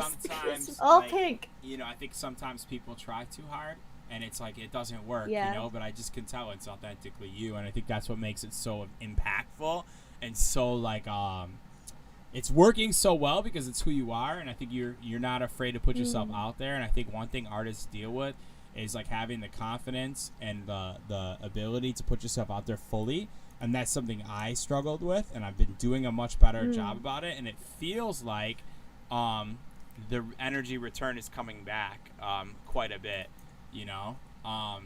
So that's the vibe, you know. I think that's something I'm working on, you know. Yep. Really quickly, I'm just gonna say hi to Pedro. Pete. We just and chilled. Also, Arya, this is kind of a concept Donnie and I thought of, but I think we might like bring people on to do it with us. So we just have to figure out what that format is gonna look like to have additional guests on it. But for sure, I think we should, and have, you know, longer discussions. I think that'll add more stuff to that. So now instead of struggling with the audio for 30 minutes, we can struggle with it for an hour. Just kidding. Let's double the time. But anyway, really quickly, back to, I guess, what we were saying is just like, well, first and foremost, Pete, come on whenever. Maybe you can do it while Donnie's there too, and we can just get you both on, so we don't have to struggle with that. Problems, yeah. But basically, like, I don't know, we talk about this all the time, like branding stuff. I think like for my brand, what's worked especially well is just like, you know, just leaning into what I like. You know, I love all the shit in my room. I love all this girly stuff, and I hate putting myself in a box where I have to be 100%. like tomboy, producer. I'm never gonna be that. I like girly stuff, and I also like making music. And you know, it's just like, I think the best branding thing you can do is just lean into the stuff you like, and then you never have to feel like you're doing branding. Because when I'm like posting stuff, or when I'm like getting all this like little stuff for my collection, it's like, it's not because I like am trying to play this part. It's just like I really like it and I hope other people do, and I'm just like all for like leaning into your Yeah, I things, think you it's know. like And I more think like effective. that's the most translatable thing is just like being really into your stuff. Yeah, exactly. You I know? think that that's the only way to do this, because now it's like there is no separation with social media. There's no separation between who we are in private and who we are in Yeah. person. It's just you guys as fans, you want it all now, and that's cool. I think some artists are able to pull it off. I'm very jealous of J. Cole. I'm very jealous of Kendrick to find a way to be able to be authentic and still have balance and not give you everything, you know. But it's just we're Mm. living in a time now where it's just, you know, everybody, it's you know, accessibility for artists and public figures is where it's at, you know. No, P. I like girly stuff. I like tiny clothes that are always one movement away from an issue. And that's my style. Oh my God! Well, there's enough, you know, there's enough people trying to do the oversized T-shirt thing on your side of the fence. So Yeah. let's see what else is. Let's Starve the move on. I ego, think we feed got the most. soul, Dunami. That's a DJ AM quote. DJ AM was my idol. I met Yeah, him six yeah. weeks before he died, and it was one of the greatest days of my life. And I'll never forget how humble he was, and that shit changed my life. He is a great. I DJed with him in LA when I was a young man. It was my first trip to LA. I met him, and it was life changing. I would say that he is one of my favorite. Yeah, he's probably my favorite DJ of history. I think that. Yeah, that's it. It's fire. I'm glad you brought that up. Where do Yeah, you find your yeah. vocals aside from singers and songwritings? Well, some of us in this room sing their own vocals. I don't have that feature. You know, I just catch ideas sometimes. I never know when they're gonna come. If I sit down and write, it doesn't always come out well. But if I start a melody, sometimes the like lyrics will just like come to Yeah, me, like they've just been gifted from the yeah, heavens, and I gotta get them out fire. immediately. I don't even know where they come from. Other times, I just sit and pray, I guess, Yeah, for you real. know. But it's like nice being able to do my own for the most part. I Yeah, can get them to like a listenable state, and then go from there. But I think you're better at sourcing struggle. vocals than I I still suck at am it. because I'm you, struggling. It's like, yeah, because I think for me, production is mostly songwriting for me, and I don't write my own songs, so I have to kind of piece them together from things that I think are interesting, from sounds that I think are interesting, and that comes from sampling a lot of the cases. And I yeah, sample all the time, but nothing's off limits for me. I'll be sampling anything. If I see a video of a girl singing into a mic on her camera phone, I might sample that shit. The other day I was walking the dog and I heard some guy screaming and yelling about something. I'm so mad I didn't hit record on that, because that would have been in the song for sure. You know, so I just be yeah, sampling everywhere I can yeah. find. I'm finding everything. You should get a little task cam for I while you're like walking. the voice memo kind of vibe. It's shitty, and I like that. Yeah, but Yeah, yeah, you can get a shitty one, but yeah, at least then it's just a quick. yeah. You got it on My hand. favorite song by LSS is Dystopia. Thank you so much. I appreciate that. That's a special song. You can know what that song's about. Lockdown. Yep, yep. Let's see what else is going on. I feel like I missed a couple things. Rest in peace, DJ AM. I maybe didn't. I'm sorry if I missed something. Um, tweet time. Let's run through tweet All right, next time. one. We're in. Here's Elijah. This is relevant, actually. What happened to insert artist? They got burned out. They wanted to uncouple the art from making a living. That's real. They got ripped off by Yeah. their team. I've been through that. Not my current team. Love them to death, just to clarify. They have found other things that bring them joy. I tried that. It didn't work. Financial stress became too much. Putting themselves online daily became too overwhelming. People hated their last project and it Yeah. made them quit. That's got to be Yeah. tough. Family has been put first, and they said all they wanted to say. That's J. Cole, I think. At the end of it, he's gonna say everything he wanted to say, and he'd be out. Um, what do you guys? Yeah. What do we think about this? You can start, I guess, maybe. Well, I guess we can kind of run through some stuff. It's like, the burnout thing is very real. which I've experienced about a bazillion times, leading to me finally just saying screw it and quitting my job about a month ago. Like, not that I'm going to be balling out, but also like I can't do it Yep. all. And it's Yep. like I've gone through moments about a bazillion times this year where I'm like, I literally am so burnt out and depressed because I'm burnt out that like I don't know what to do with Yeah. myself. That's tough. And it's like you reach a point where it's like I can't give up because now I've done all of this stuff and I've got people that count on me Right. and like my music means stuff to them, so you can't give up. But at the same time, it's like you're so burnt out because, you know, as artists, like as the touring schedule picks up, it's like the expectations are crazy. It's like during the week I'm working, and then at night I'm streaming, and then at night I'm trying to work on music, and then on the weekend I go to, let's say I have 2 shows that weekend, come home Sunday, I have an early flight, I sleep all day, Monday morning 9 a.m. I gotta get to work. And then it's like you gotta do the social media, you gotta be planning your artwork, it's like all of this stuff. And of course it's all like really fun stuff to do those, but when you're overloaded already, it's like really Yes. excruciating because it's kind of a little bit of a rat race. It's I like think if you don't do it, there's someone else that's just as hungry that is going to do that's the it. And realest it's, shit. you Yeah. know, it's I think I like, could say I can add two really good things to this, and I think you're 100% right. And I think that's the difference between when it's a job and when it's fun. I think from the outside looking in, I think it's very easy to be like, hey, like your job is so fun. You just show up to a party and turn up, and it's so fun. But I don't think people, I think people that are casually into this type of thing don't understand the amount of time, pressure, and I guess effort it takes to get to that party. You know, it usually takes a full day for us to get to that party. It starts in the morning and ends at dinner time, usually in most cases, or the day or the before day these days before, because you because have to, flights have been yeah, really shitty lately.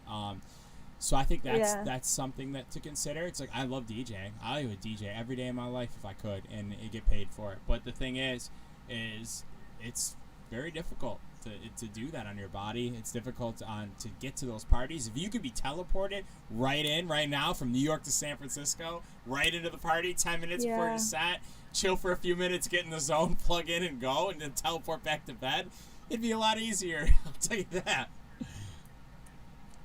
Yeah, no joke. It's just like it's very taxing physically and it's like super Yeah. fun, but it is very taxing. And then like it'll take me a full day to recover or Yep. whatever. And then by the time you're done, I still have the Yep. work week. And you know, it's like it's just a Yep. lot. So burnout is very real, and you really have to have a good support system that help you separate the forest from the trees Yep. sometimes to like think bigger picture, like these times will be worth it. It's going to be worth it, and help kind of guide and direct you and offer that Yep. support. But I'm not gonna lie, this shit is very, very taxing. And now it's like, you know, I'm really excited now after 7 years of Blossom. I finally get to do it Crazy. full time, but still it's like, you know, then I'm up till 2 a.m. doing music stuff, and it's like now it can be fun. It's Yeah. taxing, yes, but now it can be fun because I'm not trying to juggle 3 million lives, I Yep. guess. Like Well, I'm able to just I focus. think I can say this coming from this is my third project, and I think my last Yep. successful project was a lot more touring and a lot less music work because Yeah. the demand to artists was like drop like 4 or 5 records a year and you'd be on tour. You know, now it requires 4 or 5 hits to really be on tour to a Yeah. point where it's like pretty profitable. But I can also say on the other side of things that the getting ripped off by your team thing's tough because there's so many contracts and so many people Yeah. along the way that take advantage of us. So it's very, very tough to balance it all. But as this Dorkenstein says, that's why people like John Summit are so interested. Dude's just always on a damn bender. I think he's got his marketing thing. I don't think he's not. I know he walks the walk for sure. I can say that for sure. But I also think how sustainable is that, you know? And I feel, you know, I guess if he can do it, he's younger than us. So yeah, if he can do it, do it. No, he's my, excuse me, Oh, he's he's my younger than me age. then. Okay, well, either way, good for him. Yeah. If you can do it, you can do it. That's good. Good on him. I just don't. I Yeah. personally, Yeah. So let's move to the next. Let's move to the next tweet because this Yeah, one's a negative. yeah. That's a negative tweet in a sense. Like, Yeah, don't get it twisted. tough. We love y'all. You know what I mean? I travel because I love this shit. If I didn't love this shit, I would go do other things and make more money, to be honest with you. I do this because I don't know how to do anything else. I love this stuff. I know how to, I have skills. I can go work a normal ass job, but like at the same time, like, I love this shit. Yeah, love this shit. I love this yeah, shit. yeah. I guess don't get it We love twisted. this Like, shit.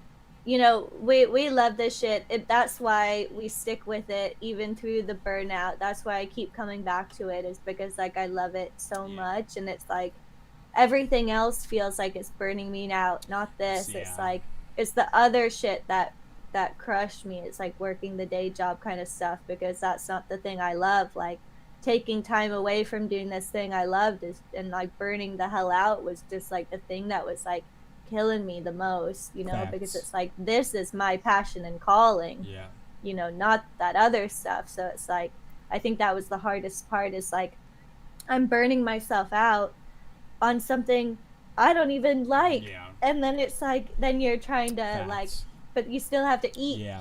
So, and you still have to pay your bills. So it's like, you know, this is the love of my life, music.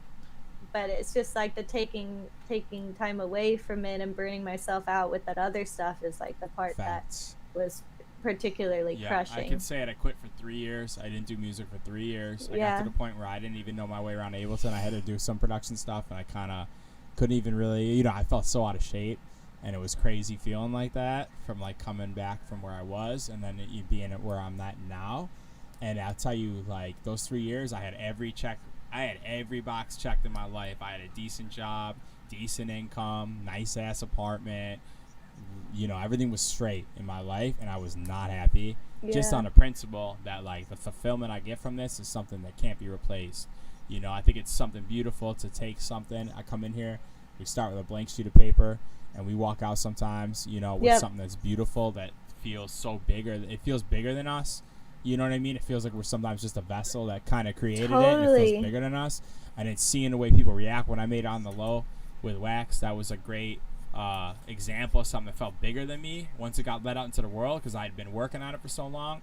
And then once you see the way people react to it and the feeling it gives people, and like the energy in a room when it gets played from other DJs aside from us, even, it was like, man, this is just, it feels like almost I didn't even make it. It was like I did make it, but it didn't feel like it, you know, because it was like, man, how did this happen? Yeah, how did this happen? I know. You know. Isn't it crazy? It's like sometimes when I write something, I'm like, I am never gonna be able to write this again, because I don't even know where it came from. It just suddenly it's happening. You come out of this like zone, and you're like, where have I been? Probably written 1,000 songs by now, whether for myself or my projects for other people.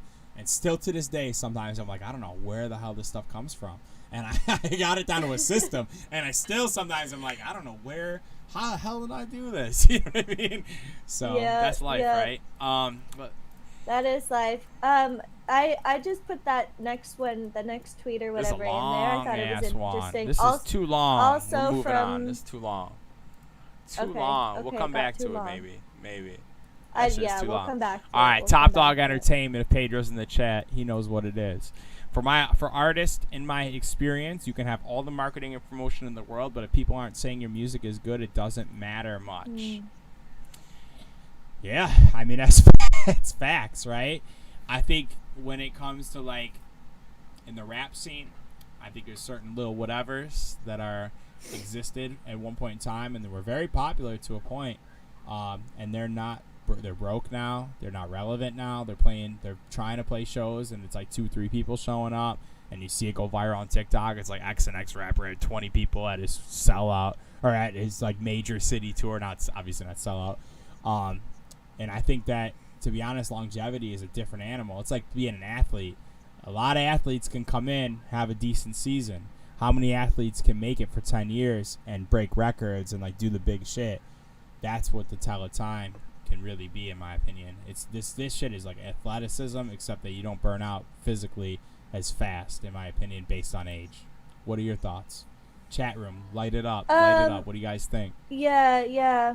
I think Like my thoughts, I guess, is just like there's an intersection of marketing and For good sure. music because as we've seen, I think it's like you can have the best music in the world, but then if you don't have any marketing know-how, it's not going to get Yep. heard.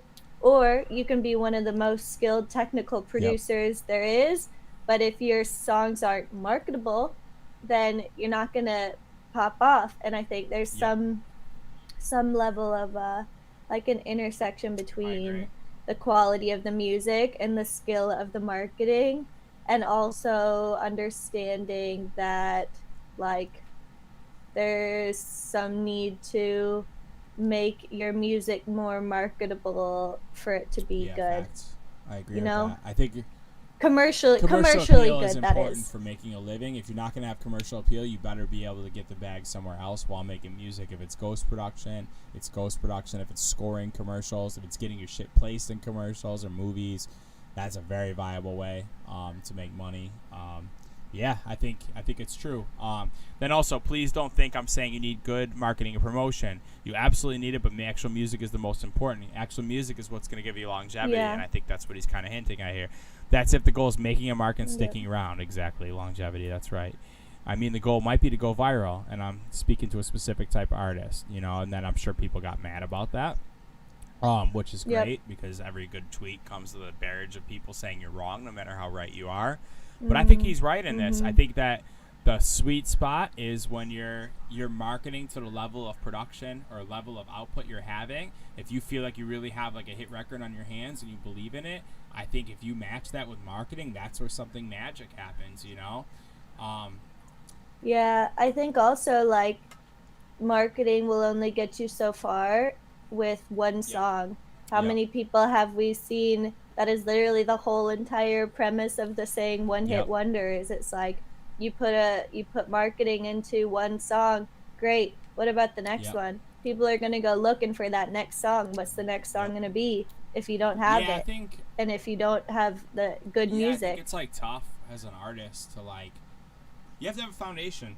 Kendrick said that. He said you have to have a strong, solid foundation as an artist to really get people to believe in you on like the Mm. long term. And I think that him and Cole are great examples of that in the rap world, where it's like they've had great lead ups into really epic bodies of work. And I think those bodies of work wouldn't have been so epic if they didn't have the lead up work to it to grow to that level where they become great. Some might argue that, some of the earlier works from those guys are their best, but I think they led into greatness. It wasn't like they just dropped one day and out of thin blue air, they were the greatest artists. I think that there was a lead up to that, and I think that's longevity. You know. Yeah, I agree. I agree for sure. I think also like um I don't know I Let's don't move. remember what I was gonna say. I've got to be Yeah, it's all perfectly good. This honest. is a good Oh, time. you know what I was gonna Yeah, say? You know what I was gonna say is like virality isn't a exactly. strategy. It's just a It's a fluke. fluke. That's right. And the odds of going viral twice are really slim to It's none. true. So you really have to have protect yourself against the unpredictability of virality by having stuff that people are genuinely excited Yeah. about and is You of know what scares me quality. about these platforms, and I think we've stabilized a little bit. But remember when Vine was hot, and then all of a sudden it just got deleted from the internet, and it was just disappeared, and Yeah. all those videos and all that stuff is gone. Some of it got Yeah, that is so interesting you say that because it makes me think of like some of those Vine stars that are known for being Vine yes. stars. Does anyone know what they're doing Well, now? I don't. Further than that, in history, there's always been marks of like this is gonna go a little deep, but like books, for example, books never get deleted. They might get burned, but there's usually copies of them. They're usually printed in mass. With that data, it's gone. Like that, all that Vine stuff is a hole in history. If you really think about it, right? It's a literal hole. Yeah, unless they cross But posted, but that's like still the for the best most stuff, part. right? Like it's not like the random stuff that like people post that might be relevant, but it's just it's a hole in time. If you really think about it, it's kind of a hole in time, and it makes you think of a bigger level. And where I'm going with this is that like with the platforms that we're with now, let's just say some of this stuff got deleted. It's a hole in time. It's a hole in history. A lot of historically interesting things happen on Instagram. Let's call a spade a spade. Love it or hate it. You know? Are you just saying in terms of like TikTok? I'm saying like if TikTok was banned, because that's been a discussion, right? If TikTok gets banned and it's gone from the United States, think about how much history is going to be like so many, like, because history is not necessarily Christopher Columbus comes to the United States. It's things that happen over a period of time. There's a lot of things that are pertinent to like history of our time that aren't necessarily the most major events, you know what I mean? And I think in 50 years, like for an example now, if you go back to 90s videotapes, they all have a certain aesthetic, they all have like a certain thing, like everybody has that birthday tape with their friends at their 16th birthday when they're like in the 90s and there's your mom, you know what I mean? Whatever. All that's gone in our world, whereas that's still relevant for everything else in the entire world. It's never been deleted. There's never been a hole in history like that. And I think that's really weird, you know? This is a total sidetrack. But like I just think it's so weird. Yeah, but you know? I think like that is the importance of not hedging your bets on one singular like platform. It's like the importance of what we do with cross posting and trying to make sure that we show a little love to everything, and also not relying exclusively on one part of our brand as our 100% as our entire thing, you know, like being able to treat our projects like a bigger scale thing where music won't be the only thing that we have a chance making money on. You know, why we're doing Twitch streaming also, it's like why we're doing all of these things to like allow ourselves a little bit more security than just being a TikTok or Instagram person can do for us. It's like adding more value and depth to our brand is the best thing we can do for security. For sure. I agree with that. I just think it's interesting even past music that like like things could be here today, gone tomorrow in this digital world, and there could be no recollection of that. You know what I'm saying? Or very little recollection of that. I don't think we've ever experienced that in human history, I guess. But yeah, let's move on. Thank you, Chris. I'm glad you thought it was brilliant. I got something special for y'all. This is my find. Beagle puppies rescued from medical testing facility that got to meet Snoopy.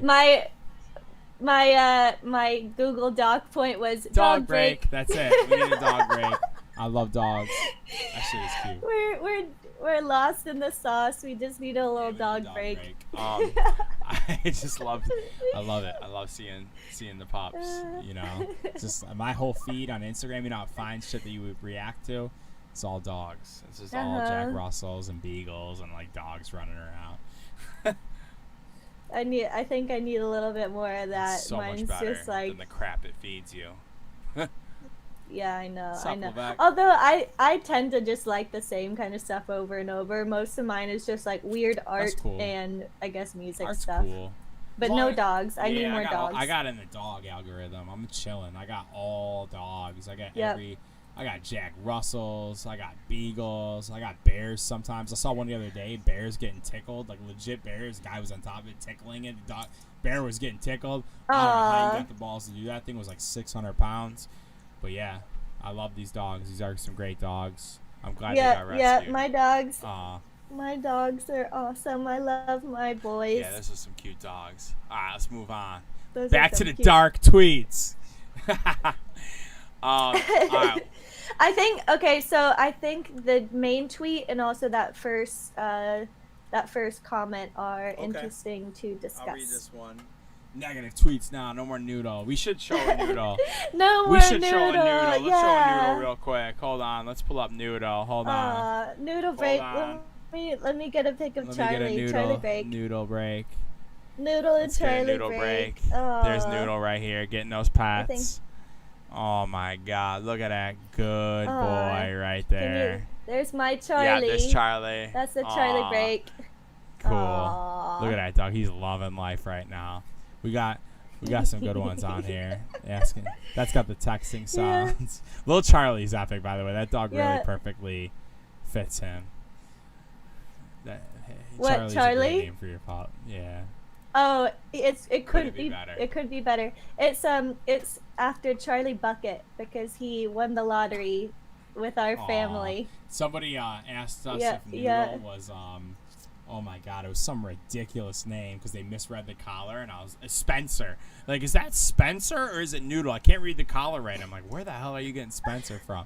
I was like, man, imagine if my dog is Spencer. That's not the vibe for my dog, but yeah. I've never heard of a dog named Spencer. That feels just I don't know. Yeah, it doesn't work. No, it's just not right. It didn't work. That's What's funny. Up, Lebec? That's my dog. Aw. Up and coming artists need to know the music industry is all smoke and mirrors. Nobody is doing as well as they seem. Hell of a run on sentence there, Parker Bronson. The music industry is in a recession, whether anybody admits it or not. Make safe, calculated decisions. Stop comparing yourself. It's a marathon, not a sprint. This guy says, I don't know if I'd call it a recession, more like a shift in consumer desires. The EDM bubble is popping because people don't have the money for a festival and show every weekend, which results in people staying home and streaming music instead of going out to a live show to hear music. That is facts. I have some thoughts on that, but I would love for you to start it if you'd like. I mean, I think it's like, even just have played, like, in my own experience of going to festivals, I've played some festivals recently that felt practically empty, and it felt like a kind of, I don't know, the proximity in which those festivals were in different parts of the country and still feeling empty is like a little bit alarming, I guess, as a person that's plan is to rely on booking fees for stuff, and it's just scary, like, you know, when we're touring so much, it may look like everything is like popping the hell off, but like it's not. Sometimes it's not, and you know, it's like anything online, like you don't always want to show those shows that are a little bit empty, you know? So it's like you have to manage your expectations in a way as a consumer of all of this content. Like, is this actually the reality, or are shows actually filling out? And it is a little bit scary, but I think that kind of goes back to my point before of like diversifying income streams in a way that recessions proofs it for yourself, because as an artist, I think that it is really risky to only rely on the promoters to be your full source of income. I think it's really important as an artist to figure out varying ways to make an income to protect yourself and also have longevity, because booking fees are only going to be good for we're not going to be, unless we're like a Tiesto, which I would love to be, we might not have 20 years of touring. So we got to figure out other stuff that gets us beyond the recession and into the future. It's hard to be on a field for 20 years. Some have done it, but not many do, you know? I think outside of artistry, I think it's a very simple thing, and I don't know how you guys are feeling, but I feel like my dollar is just not going the same amount, and I'm sure y'all are feeling this, but my dollar is not going the same distance that my dollar did 2 years ago. And I just think when it comes down to it, that, like, you know, I was making decent money 2-3 years ago, and I've been making a little bit more money now, but like it's not enough to compensate for the fact that the dollar is just not worth that same amount of money. And I think with these festivals, it's a lot to ask a lot of people in a niche genre, because at the end of the day, hip-hop is much larger scale than us. To be a big DJ, 100,000 followers is a decent DJ. Maybe 300,000 is a star. In hip-hop, you're not breaking 1 million followers. You ain't shit, you know? So it's like we're in a niche genre, and I think there's just too many events. There's one hip-hop festival. Rolling Loud is the only hip-hop festival that I know of that's on a massive scale. I can name 10 massive EDM festivals that are all over, like big major brands, you know? I'm not saying 300K gross. I'm not talking about money. I'm talking about followers. Like, I'm saying, like, if you have 300,000 followers as a DJ on, like, a platform, you're on the upper echelon of being a DJ. But if you're a rapper and you have 300,000 on TikTok, people are like, you ain't shit. You know, labels aren't seeing any rapper with under 1 million followers on platforms right now. They're not even going to discuss a deal with you right now. So it's like that's the grind. We don't face that grind, and I'm grateful for that because independent labels are mostly the wave for dance music, and then the few major labels that are still have a feeling that like, hey, if this is a hit record, this is a hit record. We don't need you to do the song and dance. But this is a different animal, and but what I was trying to say is there's Rolling Loud. There are other hip-hop festivals. Obviously, there's Dreamville Festival. Obviously, there's that joint in Vegas that got canceled this year. But there's one national brand. No, what was it there? What was it? The Lovers and Friends one? There's Lyrical Lemonade. Okay, that's true. But let's talk shop on EDM festivals. There's like 20 national brands. Tomorrowland, EDC, shit, like you name them. There's so many. I can't think of them off the top of my head, but there's a lot more EDM ones, and there's a lot less EDM fans when it comes down to it's a niche genre. And I just think it's a smaller genre, and I think it's a lot to ask kids to shell out a G, because it's got to be at least a G to come to a festival like this on the bare minimum. You know, it's a lot of money, you know.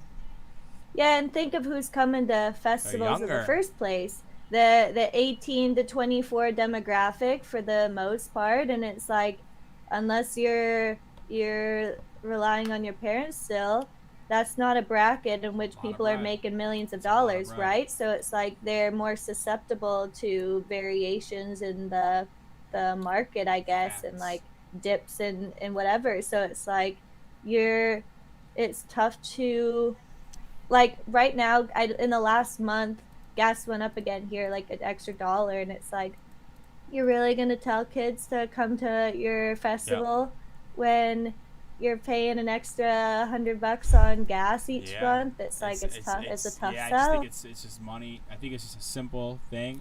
Is that when recessions are like this, excessive partying is gonna go down. I think excessive partying means spending thousands on festivals. I think drinking goes up in recessions. So I think people are opting for pubs and chiller environments and doing cheaper stuff. Like people, like my neighbor, this summer they've been throwing parties every weekend in the backyard. I never saw that last summer. Maybe that's part of it. Who knows? You know what I mean? But that's the cheap form of entertainment. That's my 2 cents. It's a recession out there. Let's keep it a buck. You know? Yeah, and just I don't know. I think like if this, I don't know. It's like. When the pandemic hit and we were dealing with that kind of stuff, like I lived at home, and it's like, I moved home for a little bit. because I couldn't afford to live anywhere else, and it's like New York City. I was like, if things get really crazy, New York City is not going to be the place to be during, like, if people start looting shit and stuff like that. I had like an LA riot vision in my head from like the early 90s, and that shit is just crazy. I've been saying keeping it above. Yeah, that's an interesting thing, Pengu. It's hard to balance event oversaturation versus the vast pool. Yeah, there's also like so many like events that people are probably saving their money for like the bigger ones instead of supporting those local joints and, you know, going to stuff like that, which are usually, you know, where the undercard is like the main bit. And I think that's like, maybe that's why we're seeing kind of the same big people like stay where they are, is because at least they are a proven bet. You know, it's like they're a safe bet for promoters because they've consistently shown that they can have a draw. And when you're fighting for like people to even come, sometimes it's easier to just bank on these big guys, maybe. Right, that's facts. I think it's just you're gonna have to go in that. You're gonna have to book the people that are tried and true, the people that are gonna appeal to the most people. And I think that's where a lot of these underground artists get a little bit of dose of reality. Is like Hardwell's still playing every major festival. I don't love the music. I'm gonna be honest with you. I think he reinvented himself in a clever manner. I think it was a smart move. But I'm not a big fan. Personally, I just don't listen to that kind of music when I'm at the crib. I don't really like it. It's just not for me, you know? I'm sorry. If he was in the room right now, I'd say, yo, respect. You did a lot of crazy shit with your career. Not a big fan of the music, but you probably won't like my shit either, and that's cool. I just think that those are the guys that are selling tickets, and those are the guys that if your friends show up to a party and you hear that stuff, it's going to be a lot more palatable, and that's why they got to roll with that. Yeah, they just it's more of a security thing. It's like, sure. Yes, I'm sure these people would like to book more of a diversified like lineup where the underground people get to be the main, but that's not necessarily the like economic Yep, market yep, we are in yep. right now, where you have the luxury of like of doing that. You know, you got to kind of stick with people. This is not me saying as a promoter, but I'm just assuming it, like people that you can bank on, you know, by like selling tickets, because a lot of these festivals I think are barely breaking even, At this if at not this losing a this shit this year, ton. yeah, I could definitely say that seems to be the case Yeah, for sure. yeah. Let's see. Um, Yeah, but nowadays it appears, besides some of the bigger name events, the idea of artists doing their own curated events and festivals seem to be for successful. sure, I mean, I think that's like maybe quickly that's like kind of what we are brushing on, and for like sure. how what we've discussed privately is just like, you know, for me, I think, and for you, for us, the best thing we can do is cut out the middleman for relying on only these festivals. Like, if I'm able to curate a group of people, 17 people, or even 70 that sometimes watch the stream, that just want to support me directly, then I'm able to like have a ecosystem around me that offers some security. And I think that's probably where the curate, like artists doing their own stuff, like comes into play, is like it offers some more security, I guess, to just go direct to I your want to fans. ask a random question in the chat room. Is everybody in here?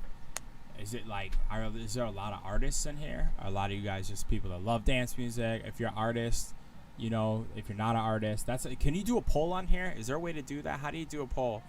Yeah, we Isaac, can you're an do a artist. poll. Stop. How do you do a poll? If you don't mind me asking, if you know how, if you don't know how, that's okay. If you can do it, that'd be even better. Miguel does them for me a lot. Okay, so He's a moderator of my channel, though. I think I would have to be a moderator to you be love able to music set and that learning up. about that's completely cool. I was just curious. Went to DJ school at Blossom. That's cool. Just some average dudes. My man, you're a DJ. It says DJ Levac, but you're not super active at the moment. But I get that you're still a DJ. I'm just curious about the vibe and like learning to produce, no knowledge, still getting familiar with programs. That's cool. I just was wondering because it's like some of the stuff is a little nuanced towards like artistry, and I think that's cool. But I wonder how many people actually. I was just curious. I wanted to say also. Yeah, go ahead. Go ahead. Isaac said here. Please. Promoter turned DJ. I remember that. Isaac says, what are your thoughts on opportunity costs, where sometimes the offer may not cover everything, but it's a good gig, or a big opportunity at no pay? My thoughts on that right out the gate is that the game has changed. DJing is devalued. It used to be a lot more. You could make an honest living. There's a point in time in New York where I would just DJ. I didn't produce, and I would be making anywhere between $300 to $400 a night versus like $600, $700, $800 a night, depending on where I was playing. If I'm playing in Manhattan at a bottle service club, I could be. If I was doing like a casino thing, like an Atlantic City, Vegas type thing, you could make up to like $1,500. And I was small. I was never like a star or anything crazy. I was just a good working DJ. You work at 2-3 days a week doing that, you're making a very good living. What's up, Dead Pace? I love Dead Pace. One of an awesome graphic designer. What's up, Colby? And I think that was a really good career. And then after a while, I think things changed and it became easier to DJ. Digital DJing came and became very accessible, and it was very easy, and those DJs got replaced. I think we're dealing with the same thing in EDM. A lot of people can't distinguish great artistry and dance music versus a decent, just okay enough, And I think while I really respect the bigger festivals for keeping it pretty, for the most part, we haven't been infiltrated in the larger festivals by people that don't make music or don't necessarily aren't a part of our culture, I guess. I would say mostly everybody's a part of the culture. Would you agree with me on that, Blossom, compared to like, say, for example, people that get a viral hit and now all of a sudden they're headlining every festival? I think everybody's kind of involved in the same culture, right? Yeah, I guess I'm still trying to like understand what exactly you mean. Saying, could you I'm saying that I think opportunity cost. We're not at a point now where you're going to get $20,000, $2,000 to DJ some of these places when you're starting out, right? And I think that everybody's a part Right. of the culture at this point. You know, that's showing up. We haven't Okay. been infiltrated by TikTok DJs for cheaper, but I think in working DJ world, now it's like if you can just play Drake, you can play Driana, Yeah, that's it's so like you're worth interesting. $150, you know, whereas that job used to be valued at $800. I think our job got devalued over time as dance DJs because there's a lot more of us. But I really would like to say that I think the opportunity cost, you're building a business. I think you should take opportunity cost, knowing, Yep. having a strategy and having. I guess what I'm leading into is gone are the days of like standing up for something, being like, I'm only DJing for a G. I'm not going to touch the turntables if you don't give me a G. And that's the way it is. I used to be that guy when I was younger. If I don't get a certain amount of money, I'm not touching the turntables. But I also knew there was other people that would offer me that same work. Now, we're at the same point where it's like in a dance game, there's certain parties you got to kind of play that may not be giving you thousands of dollars, but will develop you as an artist to be able to make that money if you can keep up with your business. So, yeah, I agree with the opportunity cost, but you got to be ready for it when it comes because you don't want to be playing for nothing and then when you start blowing up a little bit, not be able to capitalize on that. Yeah, I think I agree completely. I think I got my video keeps being a little bit it's weird. okay. But anyway, Your sound is great. what I was gonna say is, okay, that's all that matters. I think in the beginning I was barely breaking even on a lot of these shows. Sometimes basically paying them to play, not literally, but like by the time all of your costs add up, you basically are paying to play in a sense. But those are also a lot of the brand development ones, and that's why you have a day job to be able to support those kind of things, because it's like, this isn't free, and sadly it just is what it is in the beginning. But I'd argue in most cases with artistry, it's like you're not getting paid the big bucks at first, so you got to do a lot of these things just for the look, and you got to take a lot of these gigs just for the look. And if it's a good gig, yeah, maybe it'll cost you $100 after all is said and done, instead of being able to take that $100 home. But like the brand development and like the potential like future bookings, let's say you do a really great job for the promoter and they're like super stoked, well, next time they'll offer more. And it's also, you just have to take some of those gigs sometimes. Even now, sometimes I barely break even. I think there's also a value to building how much you're worth, and I think how much you're worth in this game isn't necessarily it's just a simple game. You got to sell tickets, right? It doesn't matter how you do it, why you're doing it. If you're selling tickets, you're going to be able to play. You might not play EDC if you're a TikToker, but if you can sell tickets, you could DJ a nightclub and people show up and you'll make money. So the reality is that you're going to sell tickets. Your gimmick, for us, we choose the music route. We choose to be artists. And we hope that people are going to fuck with our music enough to spend $20 to come see us, or know that we're good enough DJs and we align with their tastes. And for those that are in here, you're in that side. So it's like, I appreciate you guys for seeing that. For other people, they want gimmicks, and that shit is out there. There's that guy who doesn't do the DJ routines. He like has them on. He has it like unplugged. He wears like a fancy mask. Plug those turntables in. Let's see what you can do, because I've never seen him have them plugged in. It's so obvious it's fake. But the dude plays headlining slots at his own clubs. Sickick. There you go. That's the guy's name. He does not. It's all fake. It's all pre-produced. He taps the buttons. Sometimes he's even off time. But he tours, I've seen him DJ in a city. I didn't see him DJ, but I saw flyers for him in the city. Probably made a lot of money. Like, that's all it comes down to, Guys, shit ain't even plugged in. It's a pre-made set, But that's it, So I'm glad for those that respect real. You guys obviously respect us for our art, and we'd like to consider our art. I don't want to say our art's more real than others, but we ain't unplugging things. He sold out Soundcheck in D.C. There you go. Like, it's like the dude's selling out decent nightclubs, and he ain't playing Insomniac festivals, because I think that maybe or any major festivals, because I think they're not really checking for that kind of stuff right now, which I'm grateful for. But yeah, that's what it is. And yeah, I named his name. I would love to get in a beef with him, so if somebody clips this and tags in him, fuck it. Like, it is what it is. Leave me out of this. Leave her out of this. But for me, I'm all for it. I'm not in it. I'm not in it. Fuck that shit. Like, I still come from that school of crap where if you're going to be unplugged, like doing a fake DJ routine, and you're going to go viral, I think you're a clown. I'm sorry. But that's just my 2 cents, and I'll say that shit on any platform. I don't care.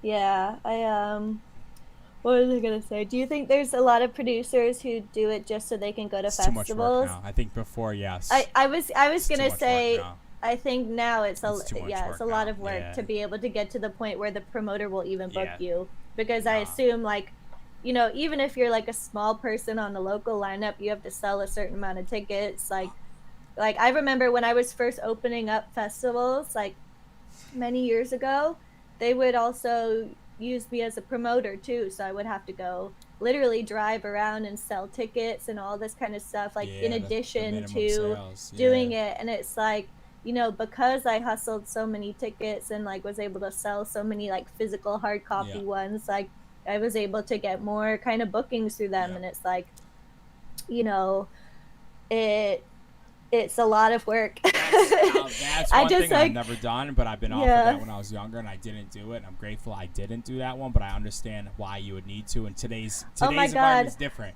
But I was just I I literally, respect that. I haven't had that thought. I That's a haven't had that hustle. thought in so many years. Literally, that was just a repressed Yeah, memory. I that's literally hard. forgot about that.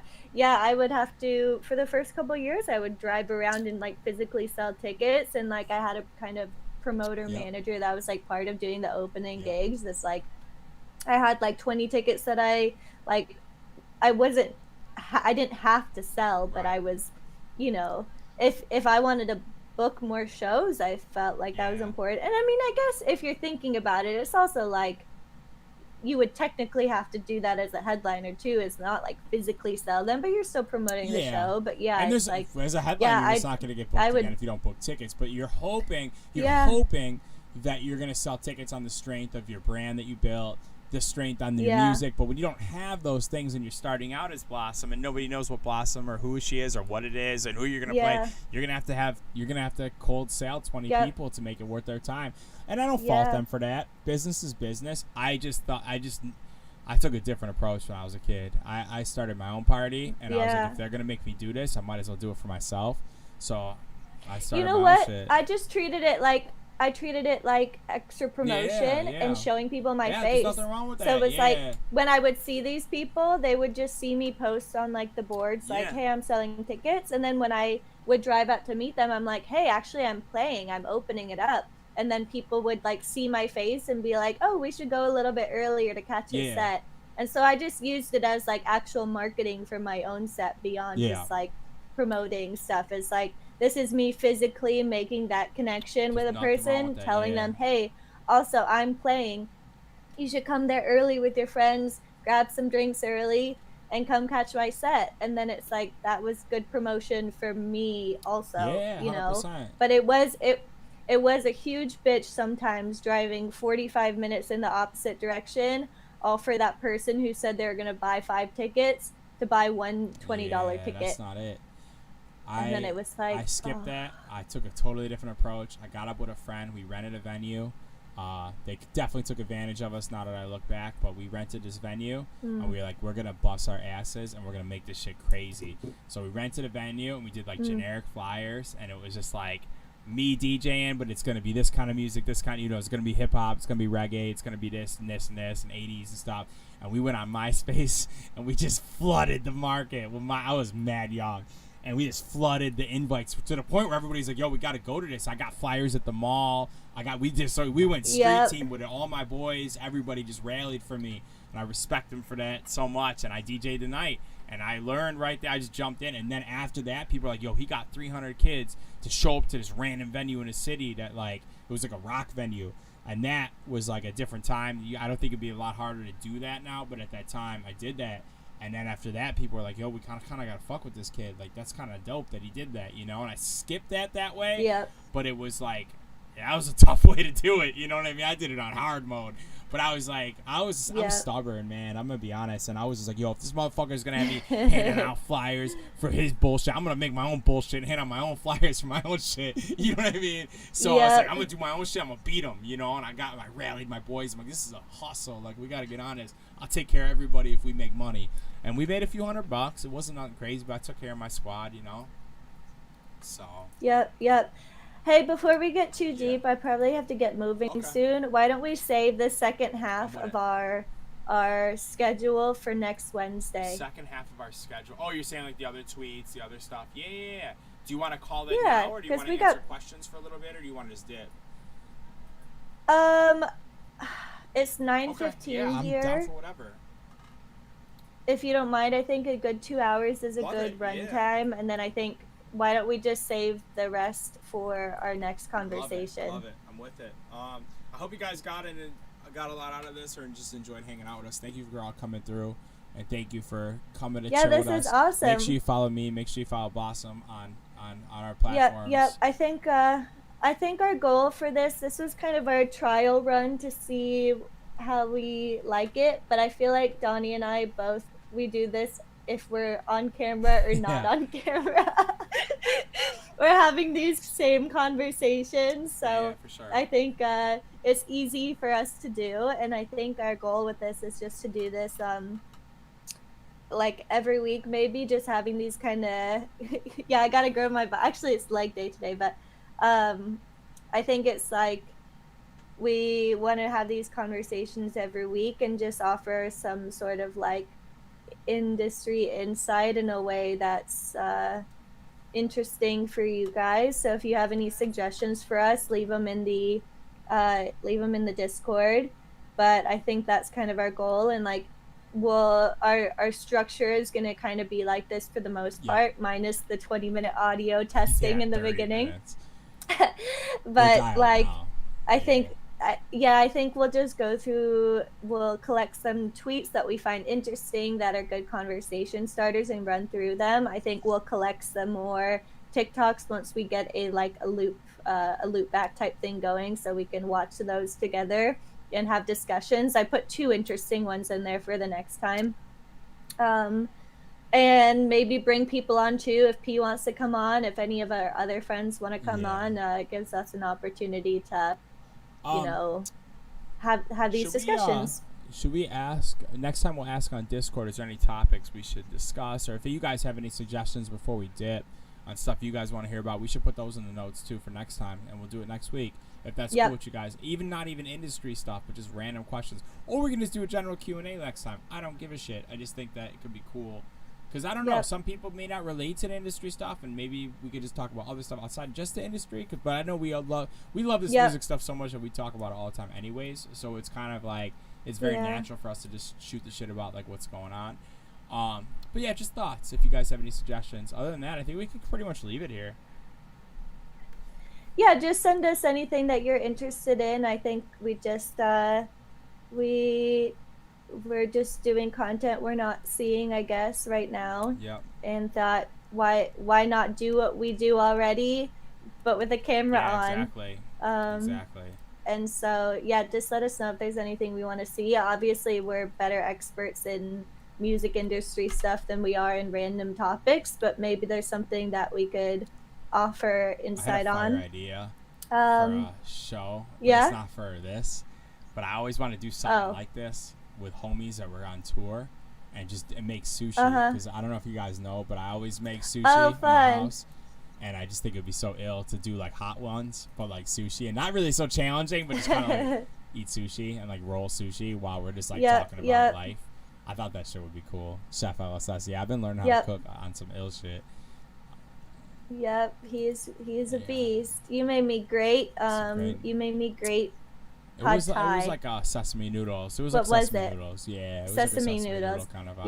Yeah, it was so good. I didn't really eat anything today, so I'm gonna go eat after this. I know. Now you're talking about that. I know. I always it's at such a weird time. Starting at 7. That's when I would usually have dinner. So it's like I end up going from like noon until like 9:30 without eating, and it's like a very long time. So by the end of stream, I'm like so hungry. But anyway, let's wrap this up. Shoot us some messages. Let us know what you think, and we'll hopefully have some issues worked out for the next one. Nothing until next time. Well, I've got a whole setup here. I gotta figure out. So I might be touching some Thank you stuff all until next time. But for coming through. Yep. I'll see y'all next week. Bye, everyone. Peace.